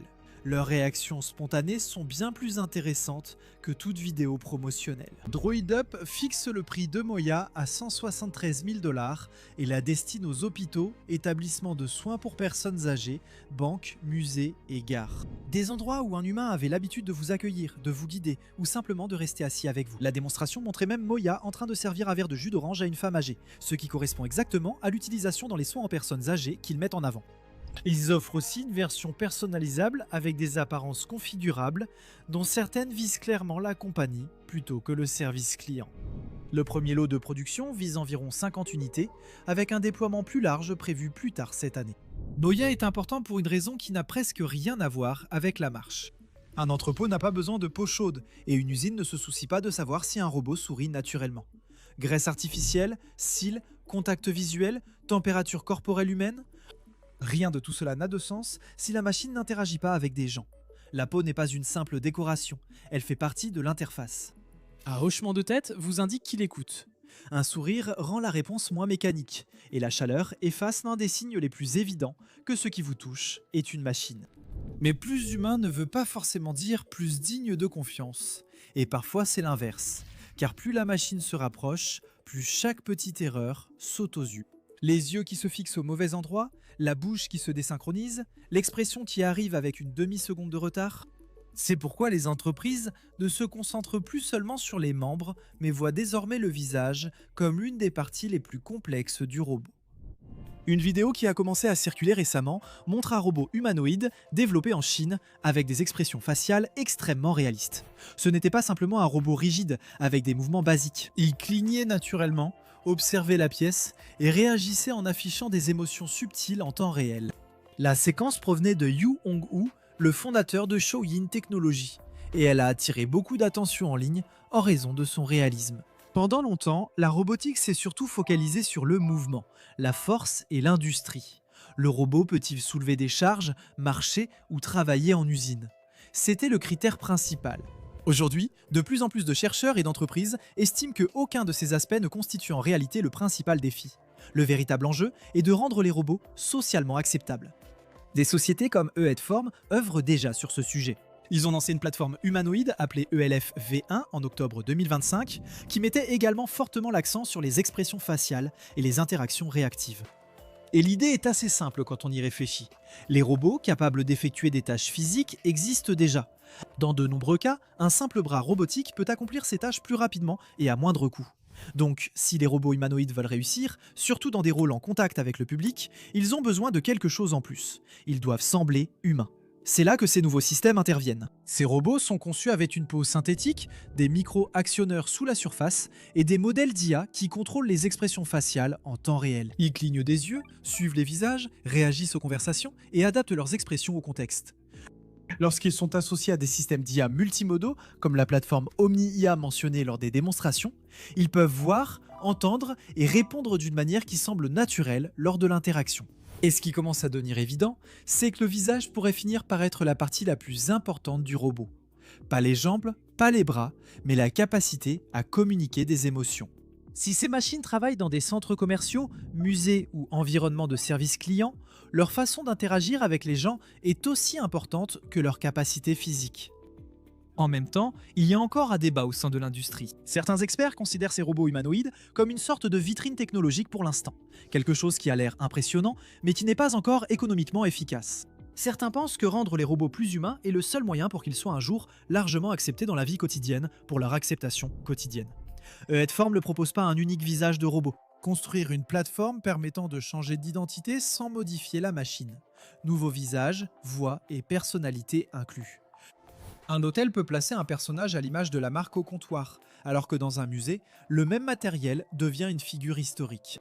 Puis il y a la version qu'une famille peut demander, ce qui devient gênant car le patron d'Aedform a admis le clonage de voix, l'apparence personnalisée et a même parlé d'héritage numérique. Aucune conscience n'est transférée dans un robot ici. La machine reproduit simplement des résultats, ce que montrait un visage et la façon dont sonnait une voix. Un robot générique est vu comme un produit, alors qu'un robot ressemblant à un proche et évoquant un sujet discuté touche une autre partie de votre cerveau. Et un visage seul ne suffit pas. La chose doit encore savoir qui vous êtes demain. Realbotix intègre actuellement cette couche dans un environnement de travail réel. Donc, une entreprise appelée Realbotix vient de livrer son premier robot humanoïde équipé d'un système appelé Vinci à Ericsson. L'intérêt de Vinci réside dans sa conscience visuelle et le suivi de la mémoire et du comportement. Ce qui le distingue, c'est sa façon d'interagir avec les gens. Les caméras sont intégrées dans ses yeux, donc quand il vous regarde, ce n'est pas un simple contact visuel simulé. Il suit en fait votre visage, vos mouvements et votre comportement en temps réel. Rien que cela change la façon dont l'interaction paraît naturelle. Ajoutez à cela la mémoire. Le robot peut reconnaître les utilisateurs qui reviennent, se souvenir des conversations passées et reprendre là où les choses s'étaient arrêtées. Contrairement à la plupart des assistants, il construit progressivement du contexte sans tout réinitialiser à chaque fois. C'est une boucle d'interaction différente. Il suit également les signaux émotionnels, ce qui signifie qu'il analyse la façon dont vous réagissez, vos expressions, votre niveau d'engagement et ajuste son comportement en conséquence. L'interaction devient ainsi plus fluide et personnalisée, non scénarisée. Sous le capot, il reconnaît les objets, détecte les mouvements et suit l'engagement en temps réel. L'essentiel ici n'est pas uniquement l'interaction, mais la donnée. Vinci est conçu pour capturer des données structurées sur chaque interaction. Qui vous êtes, comment vous vous comportez, réagissez émotionnellement et votre engagement dans le temps. Ces données peuvent ensuite être analysées par les entreprises, devenant ainsi un outil pour l'analyse de l'engagement client, la formation ou la recherche clinique. Vous transformez l'interaction homme-robot en données mesurables, et ce n'est pas limité à un seul robot. Realbotix indique que Vinci s'intègre à toutes leurs plateformes humanoïdes, permettant un déploiement rapide dans de nombreux secteurs. Le déploiement par Ericsson est un signal fort, ce n'est plus un test en laboratoire, mais une utilisation en entreprise où les robots interagissent avec de vraies personnes et produisent de vraies données. Maintenant, Ericsson ne remplace pas un service par Vinci, il s'agit d'interaction avec les visiteurs et de démonstration dans un environnement d'entreprise. C'est limité et il faut le préciser. Un robot très réaliste n'est plus seulement exposé dans un salon professionnel. À l'intérieur d'une grande entreprise, il reconnaît les gens et se rappelle les événements précédents. C'est généralement comme ça que l'automatisation s'introduit. D'abord une expérience, il devient assistant et ses responsabilités grandissent sans que personne ne le remarque. Ce qu'on remarque moins facilement, c'est la mesure. Ces caméras ne créent pas seulement un contact visuel, elles estiment l'engagement, ce qui transforme l'interaction humaine en données. Un visage ne reflète pas clairement les émotions. Un sourire n'exprime pas toujours le bonheur, et anxiété et confusion peuvent paraître identiques. Donc le robot produit une réponse convaincante sans vraiment savoir ce que vous ressentez. Les entreprises continueront à l'utiliser, car un système peut les catégoriser et façonner leur comportement sans les comprendre. L'étape suivante est de le déplacer du lieu de travail pour l'installer chez quelqu'un. Une entreprise chinoise appelée Unix IA a lancé un robot humanoïde nommé Panther, et il l'expédie déjà dans le monde entier. Celui-ci est conçu pour une utilisation domestique réelle. Panther mesure environ 1,60 m, pèse autour de 80 kg, soit 180 livres, et fonctionne entre 8 et 16 heures avec une seule charge. L'autonomie de Panther le rapproche déjà d'un usage quotidien réel. Son design se distingue, car il ne s'agit pas d'un humanoïde marchant traditionnellement.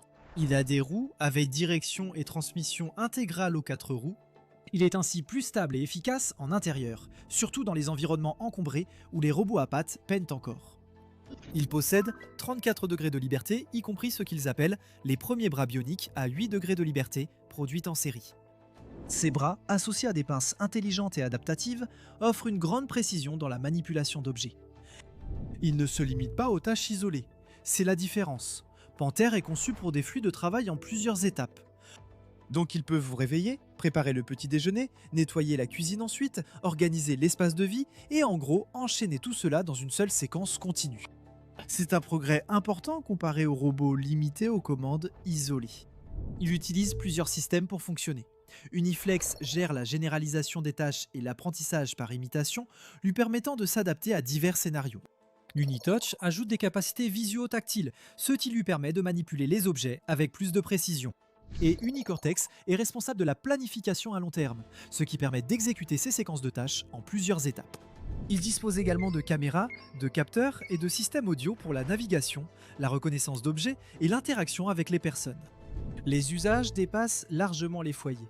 Il cible les hôtels, le commerce de détail, l'accueil, les visites guidées, les soins aux personnes âgées et même des environnements industriels comme les patrouilles de sécurité et la recherche. Il y a encore des défis, bien sûr. Les maisons sont désordonnées, l'éclairage varie sans cesse, les objets mous sont difficiles à manipuler et la fiabilité demeure incertaine. L'autonomie de la batterie, la sécurité, le coût, tout cela doit encore s'améliorer. Pourtant, le fait que ces robots accomplissent déjà plusieurs tâches réelles dans de vraies maisons marque un changement assez clair. Jusqu'à présent, ces machines ont assuré une présence sociale et réalisé quelques tâches domestiques contrôlées. Cependant, une enveloppe humaine convaincante reste bien différente d'un remplaçant vraiment polyvalent et compétent.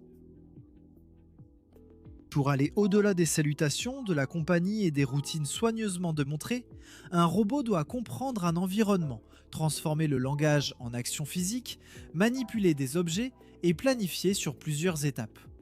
Le travail sur le robot Qwen d'Alibaba est donc crucial. Tandis que les entreprises chinoises de robotique se livrent à une course pour créer des corps toujours plus humains, Alibaba travaille sur l'intelligence partagée pour les piloter. Développé par Tongji Lab et déjà en phase de test pilote auprès de certains clients entreprises d'Alibaba Cloud, la suite répond à une lacune fondamentale dans la robotique. Un modèle vision-langage peut comprendre une commande telle que « va à la cuisine, trouve la tasse rouge, prends-la et pose-la sur l'étagère ». Mais comprendre une tâche et l'exécuter réellement sont deux choses totalement différentes. Relier la compréhension du langage et de la vision au contrôle moteur physique est difficile. En partie parce que les données d'entraînement des robots sont dans des formats complètement différents de celles d'Internet et sont coûteuses à collecter. Mélanger les sources de données sans précaution crée des conflits au lieu d'apporter des améliorations. Alors Alibaba a divisé le problème en 3 modèles spécialisés. Qwen RoboNav gère le mouvement et la navigation. Démonstration sur un quadrupède Unitree Go 2 équipé du Nvidia Jetson Tor. Avec seulement une caméra à basse résolution, il a navigué dans un appartement inconnu en suivant des instructions vocales à travers plusieurs pièces, sans carte préchargée, tout en maintenant une latence d'inférence de 196 millisecondes. Qwen RoboManip gère l'interaction physique, la préhension, le déplacement et la manipulation d'objets, entraîné sur plus de 38 000 heures de données open source. Et il a récemment dominé la catégorie généraliste lors du Robo Challenge Real World Robotics Benchmark, avec un score de processus de 59,83 et un taux de réussite des tâches de 45%. Qwen Robo World sert de modèle du monde, prédisant les changements d'environnement et aidant les robots à anticiper les conséquences de leurs actions. Alibaba a également lancé Qwen Robot Claw, un cadre logiciel pour agents permettant aux modèles d'utiliser la suite robotique comme des outils pour le monde physique. Une démonstration montrait un agent localiser des toilettes, repérer un panneau hors service sur la porte, puis se rediriger seul vers un autre endroit sans intervention humaine.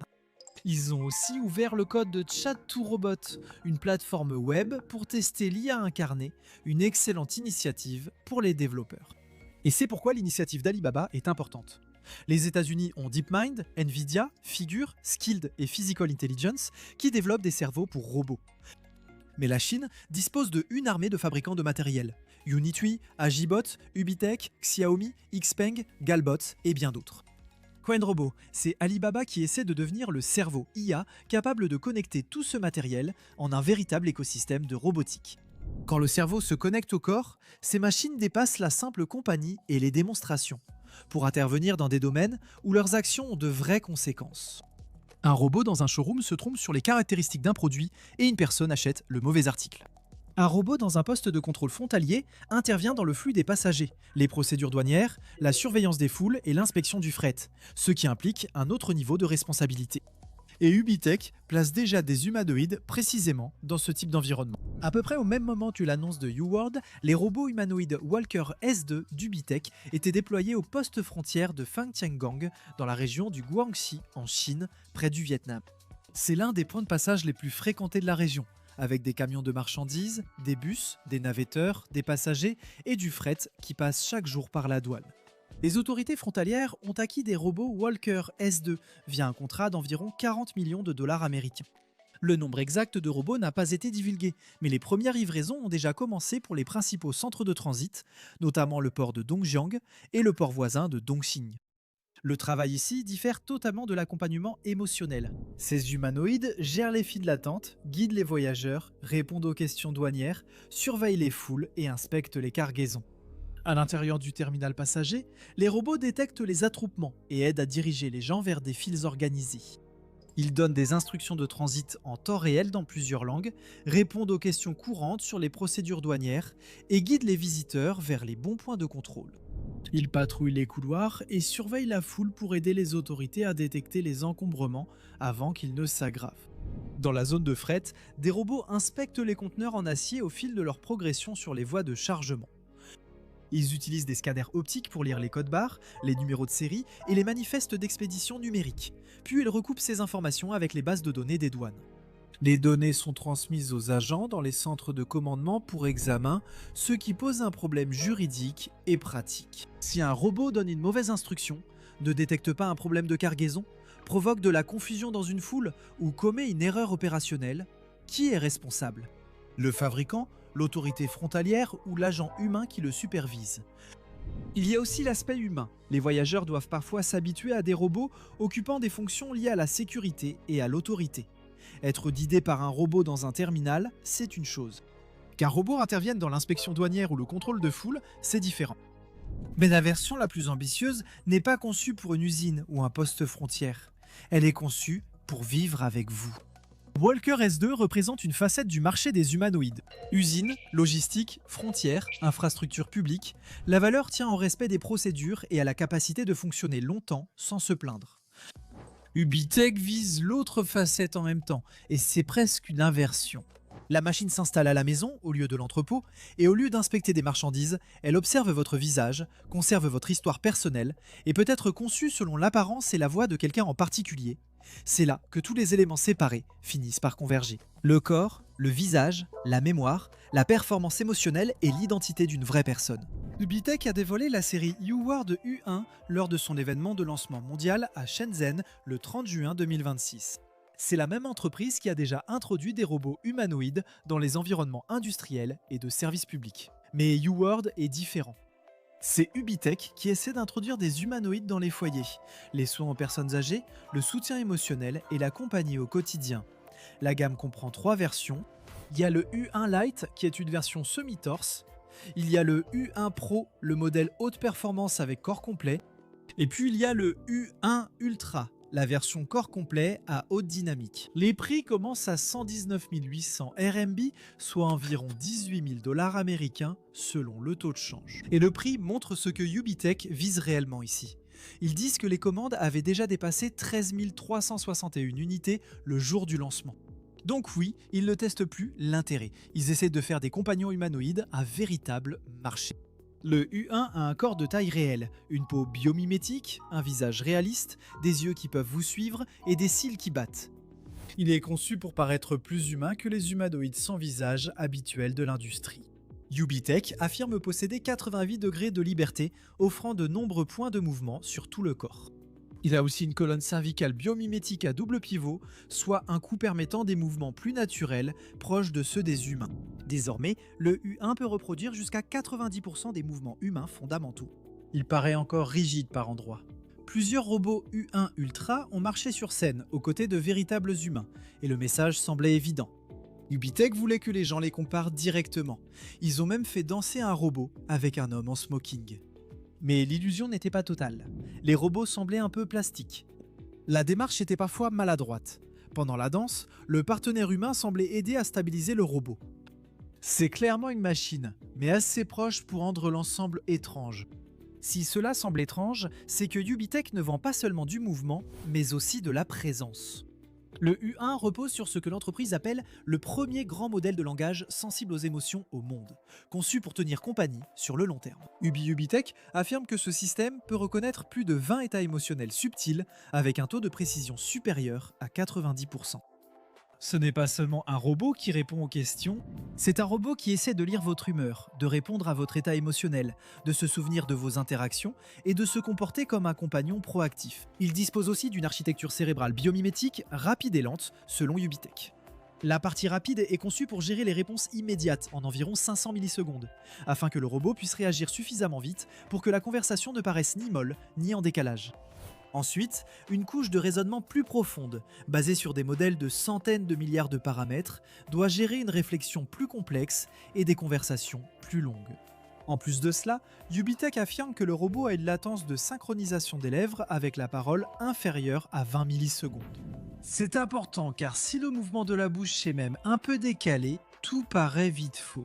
En résumé, Sega tente d'aborder la vallée de l'étrange sous tous les angles.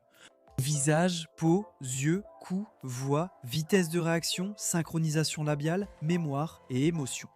La partie mémoire, c'est là que ça devient encore plus personnel. Le système UWorld inclut quelque chose appelé Agent Memory OS, décrit comme un système de mémoire intertemporel. Le robot doit se souvenir des choses au fil du temps, plutôt que de considérer chaque échange comme une nouvelle conversation. L'entreprise parle d'un cadre de vie numérique persistant, ce qui semble technique, jusqu'à ce qu'on pense à ce que cela implique chez quelqu'un. Ubitech précise que le robot possède un système de prise en charge proactive, doté d'une perception de son environnement, lui permettant de réagir aux situations sociales sans avoir besoin d'un mot d'activation à chaque fois. Il n'attend pas seulement un ordre, il est censé remarquer le contexte et réagir naturellement. Cela donne au robot compagnon un air plus vivant, mais il doit aussi comprendre en permanence ce qui l'entoure.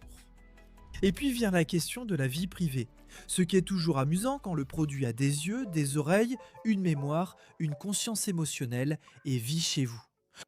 Ubitech affirme que les utilisateurs possèdent leurs données grâce au traitement local prioritaire, à une faible dépendance au cloud et à des protections matérielles.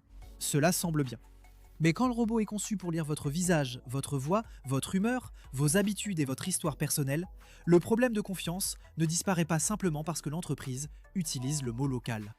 Mais si Ubitech insiste autant là-dessus, c'est parce qu'elle voit un besoin social immense en Chine. L'entreprise indique qu'en Chine, plus de 90 millions d'adultes vivent seuls et 118 millions de personnes âgées vivent sans leurs enfants au foyer. Elle ajoute qu'environ 10 à 20% des personnes vivant seules répondent aux critères cliniques de troubles de santé mentale. Ubitech affirme que les robots de compagnie pourraient soutenir le bien-être mental.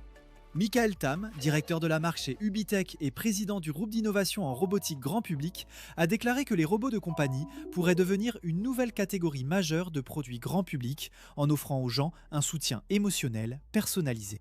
Ubitech prévoit également que le marché chinois des robots humanoïdes ultra-bioniques pourrait passer de dizaines de milliards de RMB à un niveau de 1000 milliards de RMB entre 2026 et 2036. Ce n'est donc pas qu'un robot de compagnie.